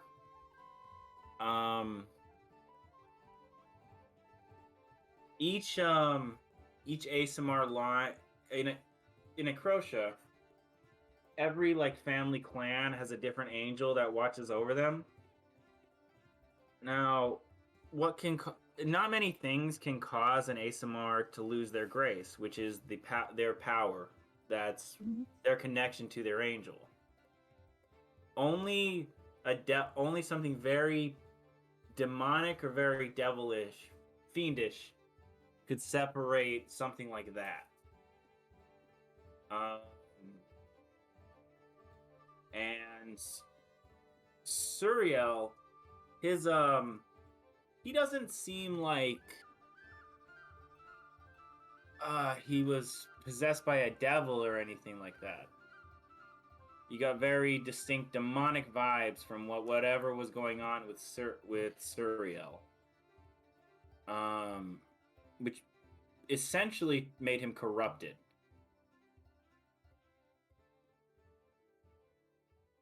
Now, as far as getting Grace back, that would be done through, as far as you know, once an ASMR loses their Grace, they become a fallen ASMR, and that can happen not just from losing your Grace, but from not being a good ASMR, not being a model citizen. Yeah. Or denying your destiny, essentially.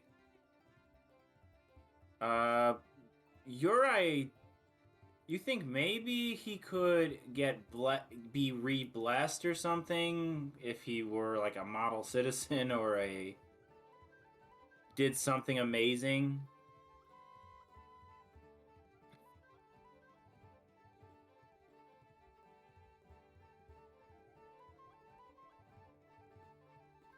You know, one time my brother and I took down a Gith ship that had a whole bunch of bards in the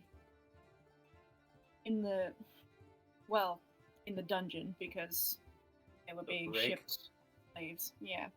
We call it the dungeon because that's what it feels like. And some of the bards down there used to sing songs all night about Celestia and the angels. I don't know how true they were, but one of them, he was a Minotaur.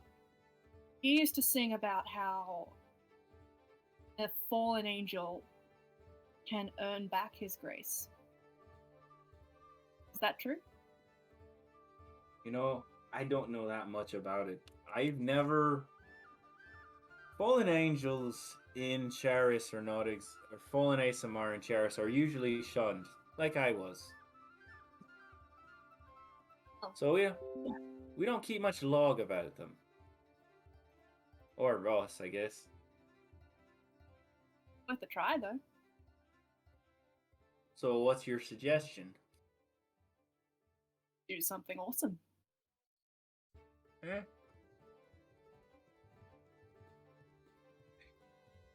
Maybe we can start with Kahn. He looks over at him. Kahn's long gone. Kahn took the sugar daddy money and left. He looks after where he went. You know, there's a lot to be done about him. Yeah, but I think he really wants to learn how to use shields. You know anything about that? He cuts he makes a cut on his arm, and like a shield, a full on kite shield comes out of it. A bit. Maybe it would be a good deed to help Kahn develop that proficiency.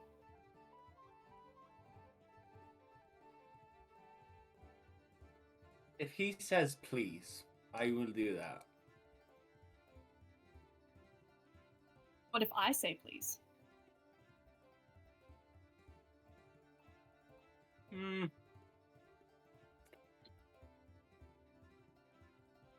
I mean, you already said please. Mostly he's just an asshole, and I want him. Hey. Is that the behavior of a good ASMR?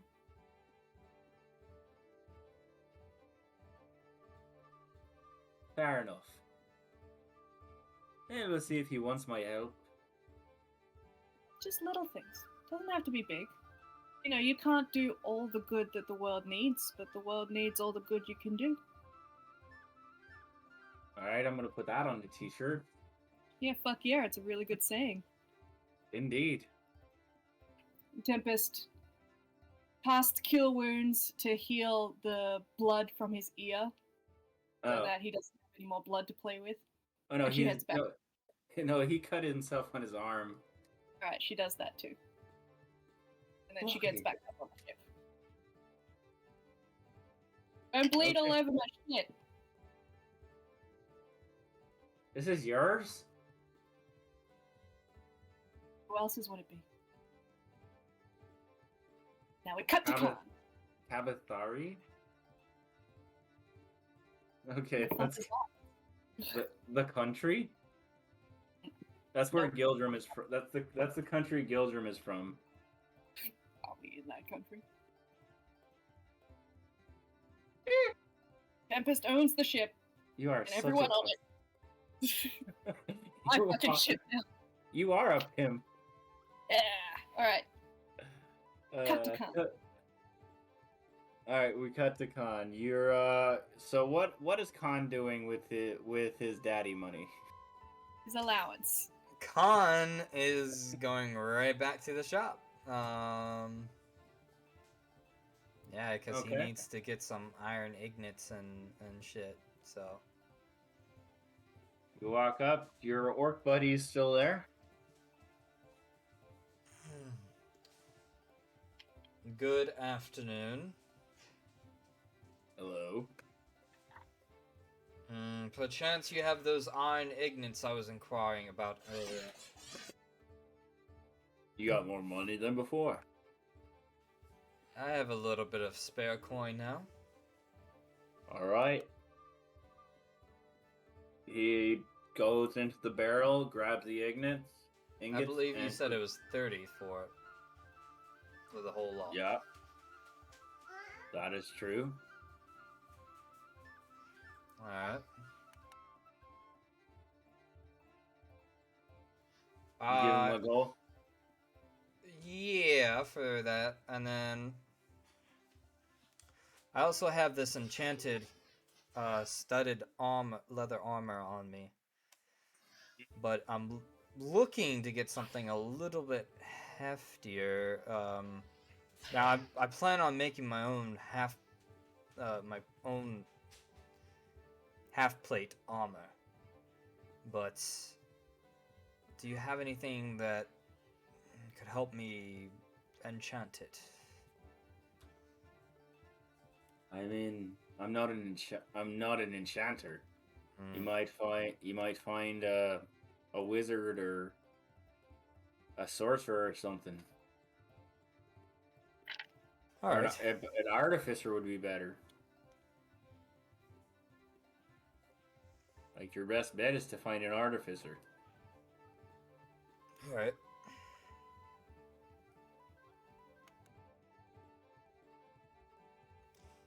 You don't happen to have a bunch of ruby dust on you, do you? Why would I have? That is a very just strange question. question. Just a question. I mean, it's a really strange question. Oh, well. What do you need ruby dust for?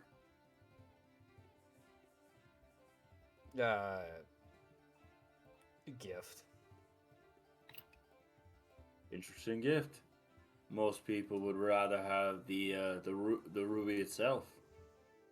Oh, ruby dust is so much better. Are you trying to get an archfey to snort it? No. Ruby dust is just so useful. Okay, sure. Whatever Someday you you'll say. see. That's not ominous at all.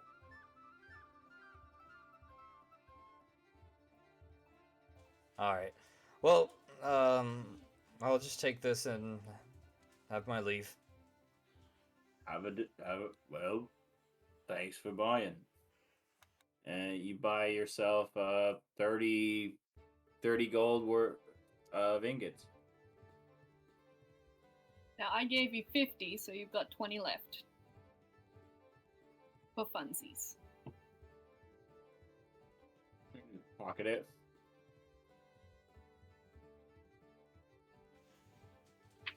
Yep, yeah, that's in my pocket right now. And how many iron ignits is it? Well, Well, it's it's 1 gold per ingot. Oh, okay. Well, that's a lot. Cool. Like a big shield. Oh, buddy. You're just carrying like this immense box of ingots. Yeah, I'm pulling the box actually because I don't think I can pick it up.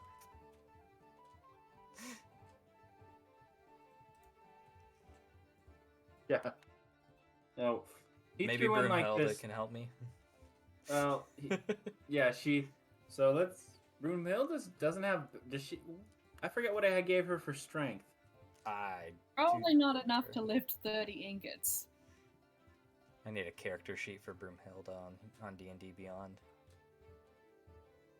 I should really make one. I will get on that. But I'll say with your combined strength you can move it, and the orc, he says, "May I?" and put some what is sort of like a cart thing. It's like 4 pieces of wood with wheels under it. And the Sounds good. the 3 of you lift it onto it, and you're able to wheel it. Alright. Well, I'll slowly make my way back to the ship. All right. So after about, I'm gonna say like 10 minutes, Kahn comes back with this big fucking crate of iron ingot. You gonna build yourself a boyfriend? What's going on? Fuck do you need all this metal for? For blacksmithing. Oh, of course. How silly of me. Yeah. Yeah, because we have a smithery, we have a smithy down somewhere around here, right?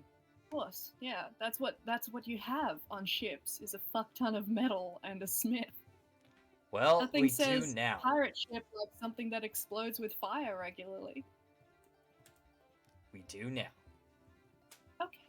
That sounds like fun. I'm gonna quickly duck back to the apothecary and see if my healing potions have been done.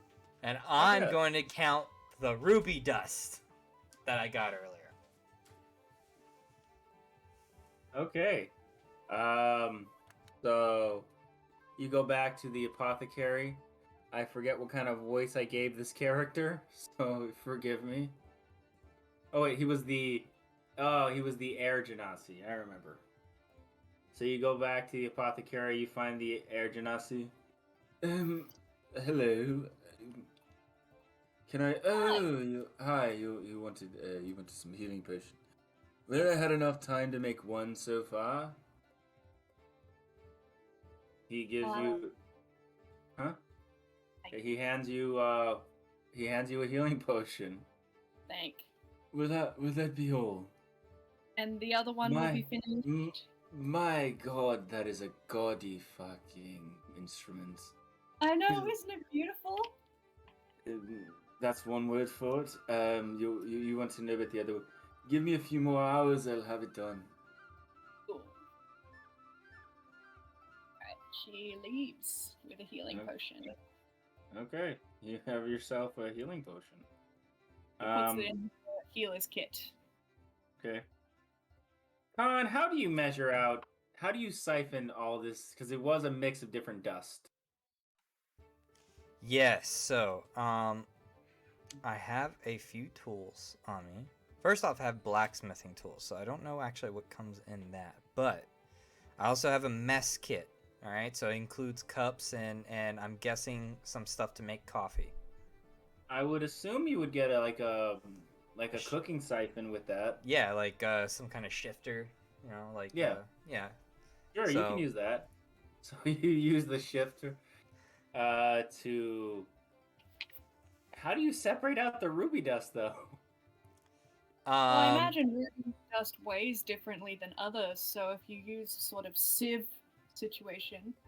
There's a couple of different ways to do it, but yeah, using that, some kind of like magnet type situation, like getting an iron file and just doing some wizard stuff. Like archaeological stuff. All right. Well, I'm not digging for bones. Roll. I know you're not. Roll me sleight of hand and Intelligence. investigation. Okay. Yeah, and investigation. Sounds good. Okay. Sleight of hand. Oh, nat 20 on the sleight of hand. Nice. You manage to put together what can only be described as the most ghetto, like, what's the word for it? Geological station ever out of cooking utensils and tools. What'd you get on investigation? Bakir and Tempest look over, and it's kind of 26. manically put them together. 26? 26. So you managed to separate you preemptively wrote different, like, just eyeballing it, you could see all the different minerals of what was in there. It had, okay, I actually have a list for this. I am Breaking Bad. Okay, so you get 2 cups of gold dust, a quarter cup of emerald, a cup and a half of ruby dust,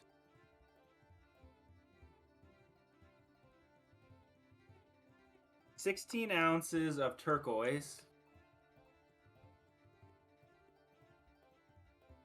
Let me know if you need me to slow down.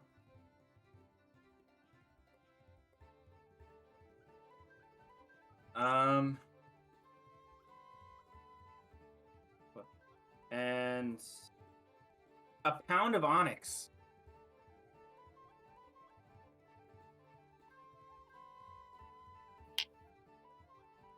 Just quickly go through my spells, see if I need any. Okay, help. that is perfect. But unfortunately, I do need to know what that is in gold value. Because all the spells are just in gold value. Is that enough in ruby, like, to make 50 gold worth? It was 2 cups of ruby, right? A half cup of ruby, 2 cups of gold. 1.5. Oh, 1.5? Okay. Yeah. 1.5? Okay. That would be about up to here. Something like that. Yeah. Seems To about make right, 50 but... gold. I mean, if you had some kind of... to get 50 pounds worth of gold? Oh, no. 50 gold pieces worth of ruby dust. But if you had to buy it retail, would it be worth 50? To the Or right more, merchant, or yeah. more. To the right merchant, yes, but you don't have quite enough to have 50. I'd say you have like 35, 40 gold worth of ruby dust. I guess I need to go back to the apothecary. You go back to the apothecary. Alchemy shop or whatever. I can't remember. You call it an apothecary. You go back to the apothecary. Oh my, it's a return of the... What? Can I help you? I came to see if you had any more spoiled dust for me. Why do you want my garbage? You know what? I don't care. It's over there. Excellent. Remember, leave the barrel.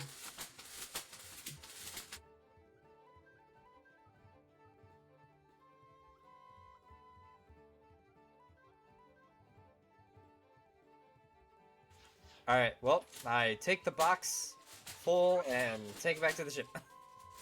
Okay. Are you gonna try to siphon it out again? Yeah, I'm gonna have to. Okay. So roll me the same checks. Sleight of hand and investigate. Well, actually, you know what? Yeah, still sleight of hand because you still have to like siphon it out. Oh, the sleight of hand wasn't for building? No. The sleight of hand was how well you siphoned it out. 16. For sleight of hand. Yeah. You're able to siphon out all the different things. What do you get for your investigation? The last one was 26. 20. 16.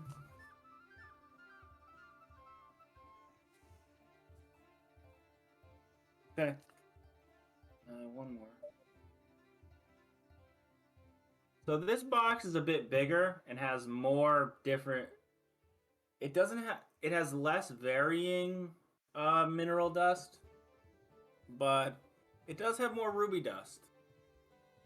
After siphoning it out, this one is pure. This one has 4 pounds of emerald and another pound and a. Oh wait, no. Wait, where'd my list go? Another 6 pounds of ruby dust, which is definitely enough for 50 gold's worth. Yeah, if I'm calculating that correctly, that would be another 160-ish gold worth. Yeah, roughly.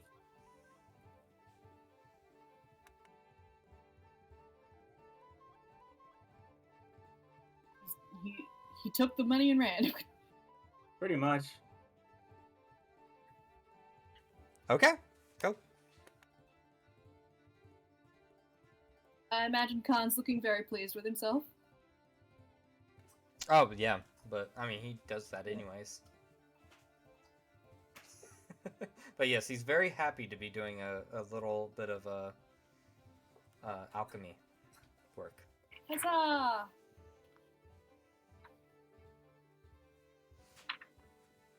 Oh, man. Okay, so that's fantastic. Did you need to do anything else before I go forward, Flea? No, I did everything I wanted to do. I got to talk to Bakir. I would like to, yeah, I don't have anything else to do until Rowan and Gildrum wake up or come out of their hangover or whatever it is. I still haven't been able to check in on them, have I? They've No. been under the weather. I mean, Well, I mean, one's in a drunken stupor, and the other one's is depressed as shit. As our home was ruined. through a fire. Yeah. Do you want an allowance or not? Oh. Fine. Give me your loot. Are you gonna... Why? Give me your loot. Bedazzled ass loot. Don't ruin the bedazzling. It's my favorite part. Sorry, hold on 1 second. I got a little hand tapping me. Takes my loot and then just fucking leaves. He just walks off the ship with your loot. Alright, no, yeah. I walk off the ship and then I throw it in the... No, I'm just kidding. I break it over my knee. Yeah. I do walk into my room. What's that? I look at the key, like... And then I'll do my thing. I will do continual flame. It's just an action. It's just a touch. And it's ruby dust worth 50 gold pieces, which the spell consumes. What are you casting? Continual flame. Are you burning her loot? No, continual flame. It is not. It creates no heat and uses no oxygen. It can be covered or hidden, but not smothered or quench. So, and it's So equivalent in brightness to a torch. So I now have a lute that's bedazzled and on fire. Yes. That's sick as hell. It's like I'm gonna say this. It's projecting like different, like a disco ball. You have a disco ball loot. So, You have a disco loot. This is exciting. I still haven't come out of my room though, so and then whenever I do come out, I have nothing in my hands. Where the fuck is my shit? Oh, it's baking. I take out my sword. Yes. Oh, are we recapping what happened earlier? Eldritch Blast. Wait, Eldritch Blast, you're not a warlock. Sword. Eldritch Blast. Let's see. That's 16 plus 5. There's a 21 hit. You're not a warlock. What? There's a 21 hit. No. Wait, what? Yeah. Yeah, I have Eldritch Are you Blast serious? because I took the warlock feat. You did. I have 16, so yeah. It hits. I wasn't expecting to get hit by an Eldritch Blast, so no. Yeah. So yeah, that's a D10. How does 8 points of damage taste? Well, I don't know. That What does knocked- force taste like? Well, you see a beautiful flame curl around her hand and come up into her palm, and she goes and shoots you directly in the face. Just Ah! that escalated quickly. Yeah, it Where's did my loot? escalate very quickly. Ah, it's in the room. Bring it here, please. I'd prefer not to.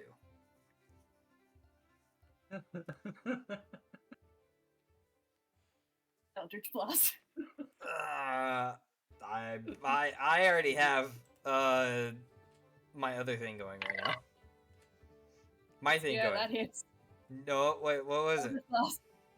That's a 19 plus 5. That's a 24. Are you hitting me again for real? Yes, bitch! Give me my fucking instrument! Ouch. That's 3 points of damage.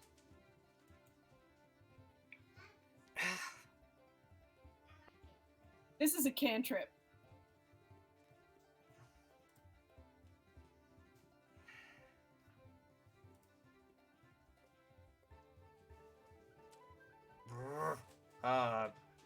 She's counting it down too. Kahn is visibly upset. And he says, Brumhilda will go get it.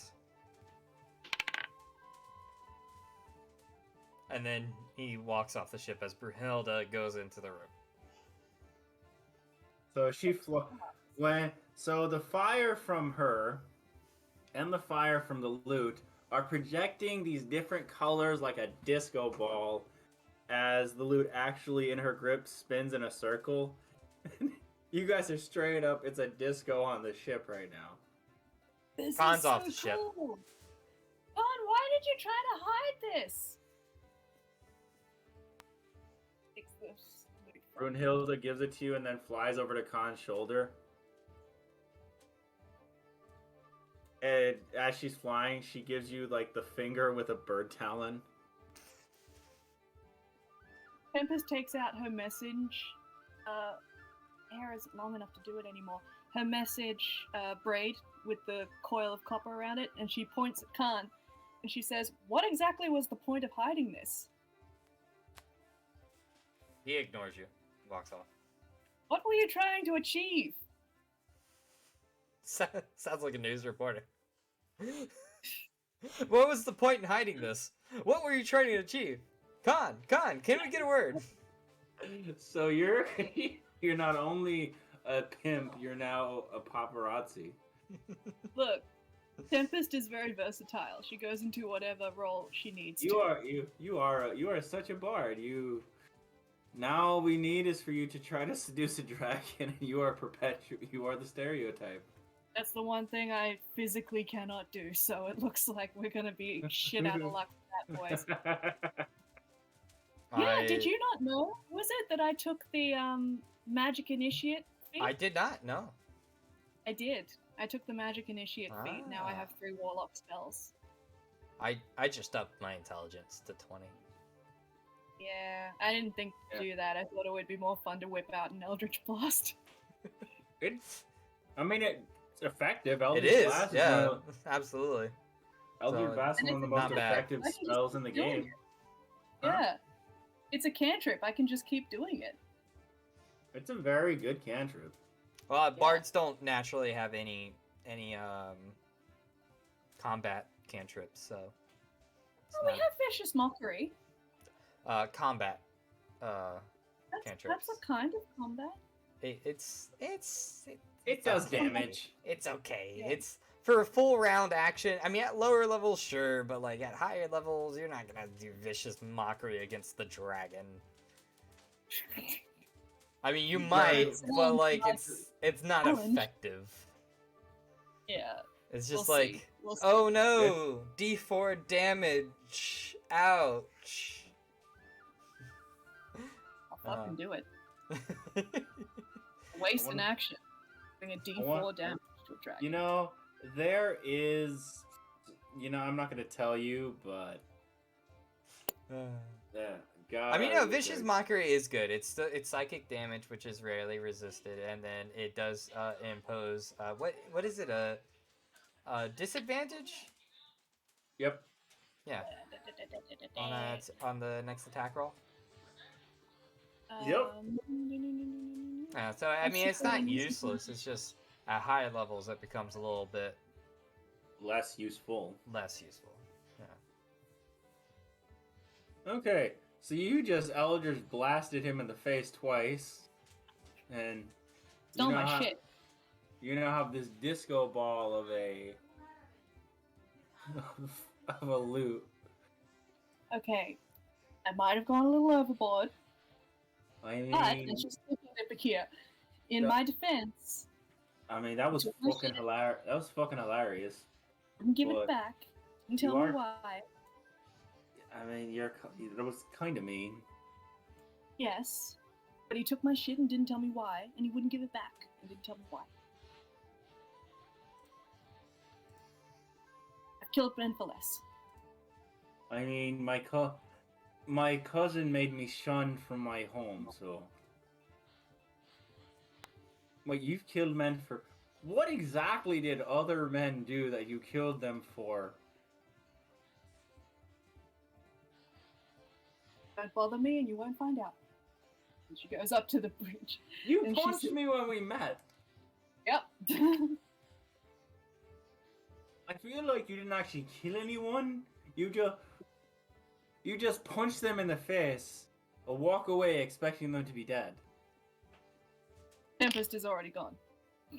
As if to prove your point, she's walked away.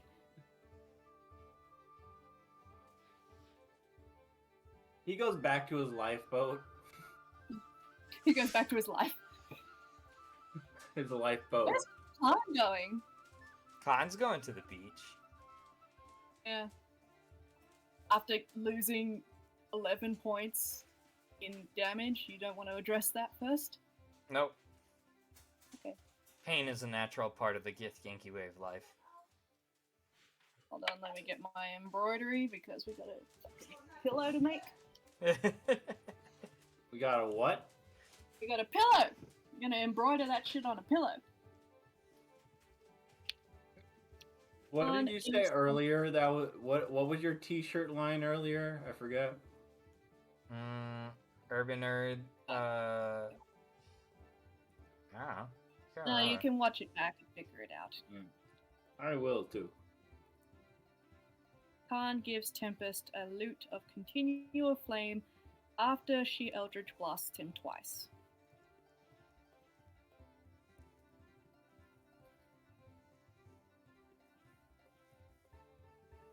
What happens on the beach?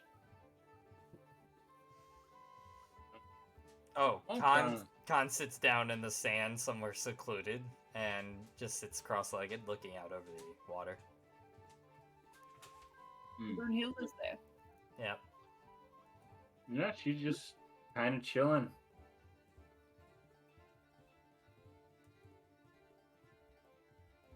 What are you thinking? She's doing like essentially she's messaging you. This is probably why my people are like this. Like what?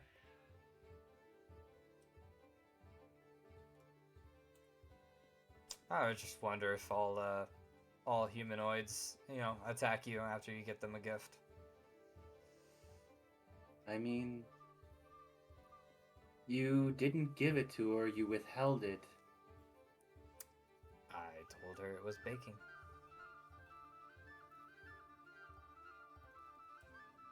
To be fair, she hits everybody.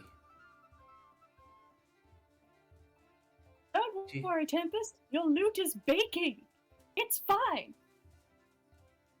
She did punch that one guy in the face. Yeah. And when she met... What did she say to you when she met you? You're a cunt. Yeah. I don't think that's everyone. I think that's just her. Wow. She seems like the type of person that upon meeting a dragon, knowing it's a dragon, if it said something she didn't like, would try to kick it in the balls.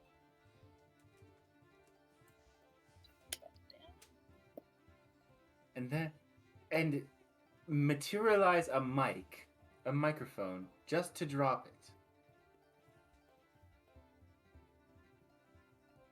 Well, either way. And then he's gonna do minor illusion, and he's gonna create just images of dreams that he has. Okay. What do these dreams look like? Bunch of things that just... It's almost like watching like a little Sphere movie, like Okay. but basically it's like... Like a slideshow? No, not like a slideshow. It's a like minor illusion in his hand, and instead of like... Well, actually, I guess because minor illusion is a still image, and it's like 5 foot, but like... I guess it would be prestidigitation, because it'd be like... This is like really small, and it's just...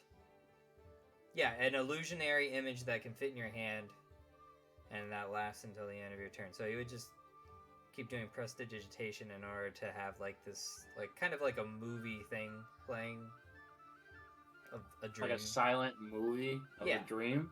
Yeah. Okay. Just the of future that he hopes will one day come to pass. Okay, roll me perception, Kahn. Alrighty. Natural 1. Your movie's really pretty. Yeah, I'm really into it. Yep. Man, I'm getting So better at this. The dragons are so realistic. So Tempest, what are you doing? She's in a hammock. Chilling. All right. Probably. Okay, well, What are you gonna do to it? I'm not gonna do anything to her. Do To you him. want? Oh, to Kahn. him? You know, I could. Do it. Kill him. Kill him. Kill him. So you're sitting on the beach, and you're not noticing it's low tide. The water creeps up and creeps up and creeps up. Eventually splashes over you. And you get washed up with this water. And at your, like, on your lap, not on your lap, but like where you were sitting, like right in front of you, is a very interesting looking tadpole.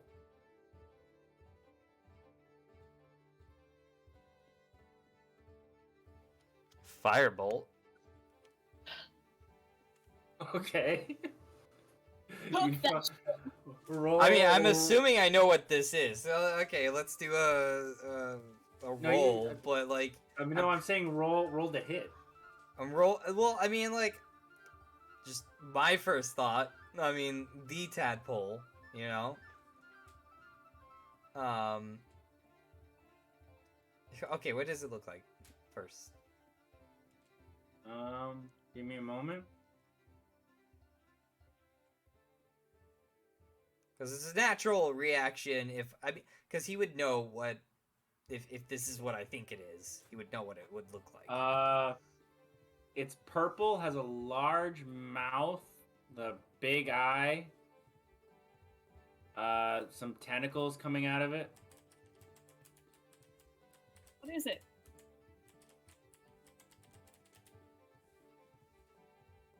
I mean, yeah, you would know what this is. What is it? Yeah, I'm gonna kill it. You buttheads! What is it? Roll to hit. Fuck you! I'm googling it.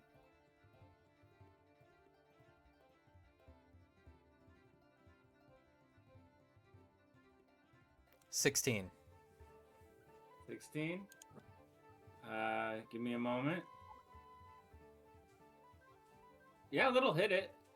Roll damage.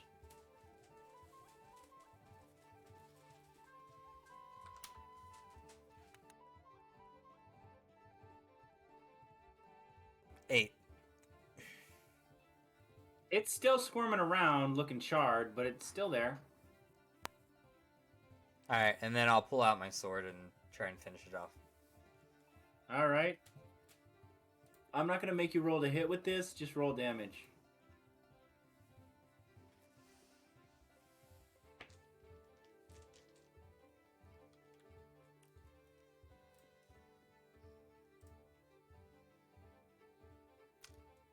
Nine damage. 9.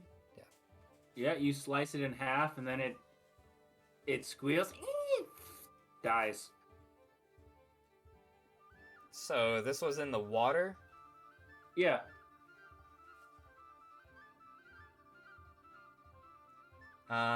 Using my rapier, because it's got continual flame on it, I'm gonna look out over the beach. All right, roll perception. God damn. Oh no, you're actively looking, so that'd be investigation.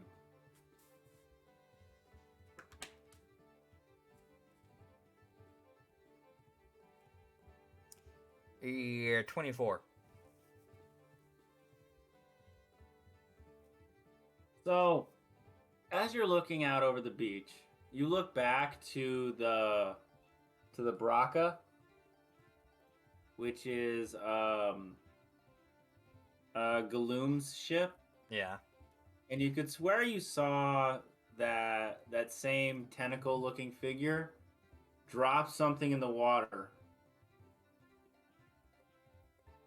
and then go back into the porthole he was leaning out of. But I don't see any of the other any more tadpoles on the beach around me. Nope. Hmm.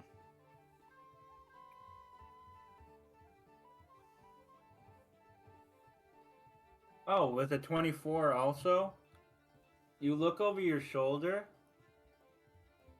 and there is what looks to be a high elf dressed in very interesting clothing. Give me a moment. Roll me 1d4 real quick.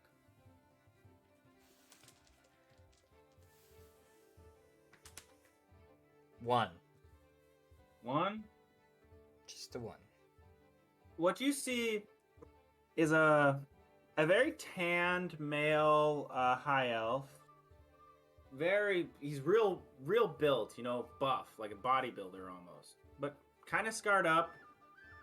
Okay. He has tattoos of of like gold and red all up and down his arms. And he's wearing leather sleeveless armor. His armor is also, it's similar coloring to his tattoos, so gold and red. And when he sees you looking at him, he turns around, and there's a symbol of a giant sun embroidered on his back, on the back of his leather armor, and he walks away. Oh, he also has a bow that's in his hand. Like, he's carrying a bow in a hand, and then on the other side of his body, there's a hip quiver. And in this quiver, they're obviously bolts, but the fletchings of these almost look like they're red, like they're red feathers. And his bow, it looks like flames almost. I mean, it's made of you don't know what material it's made out of. It looks like it might be metal, maybe wood, but it looks like flames. And the string itself is golden.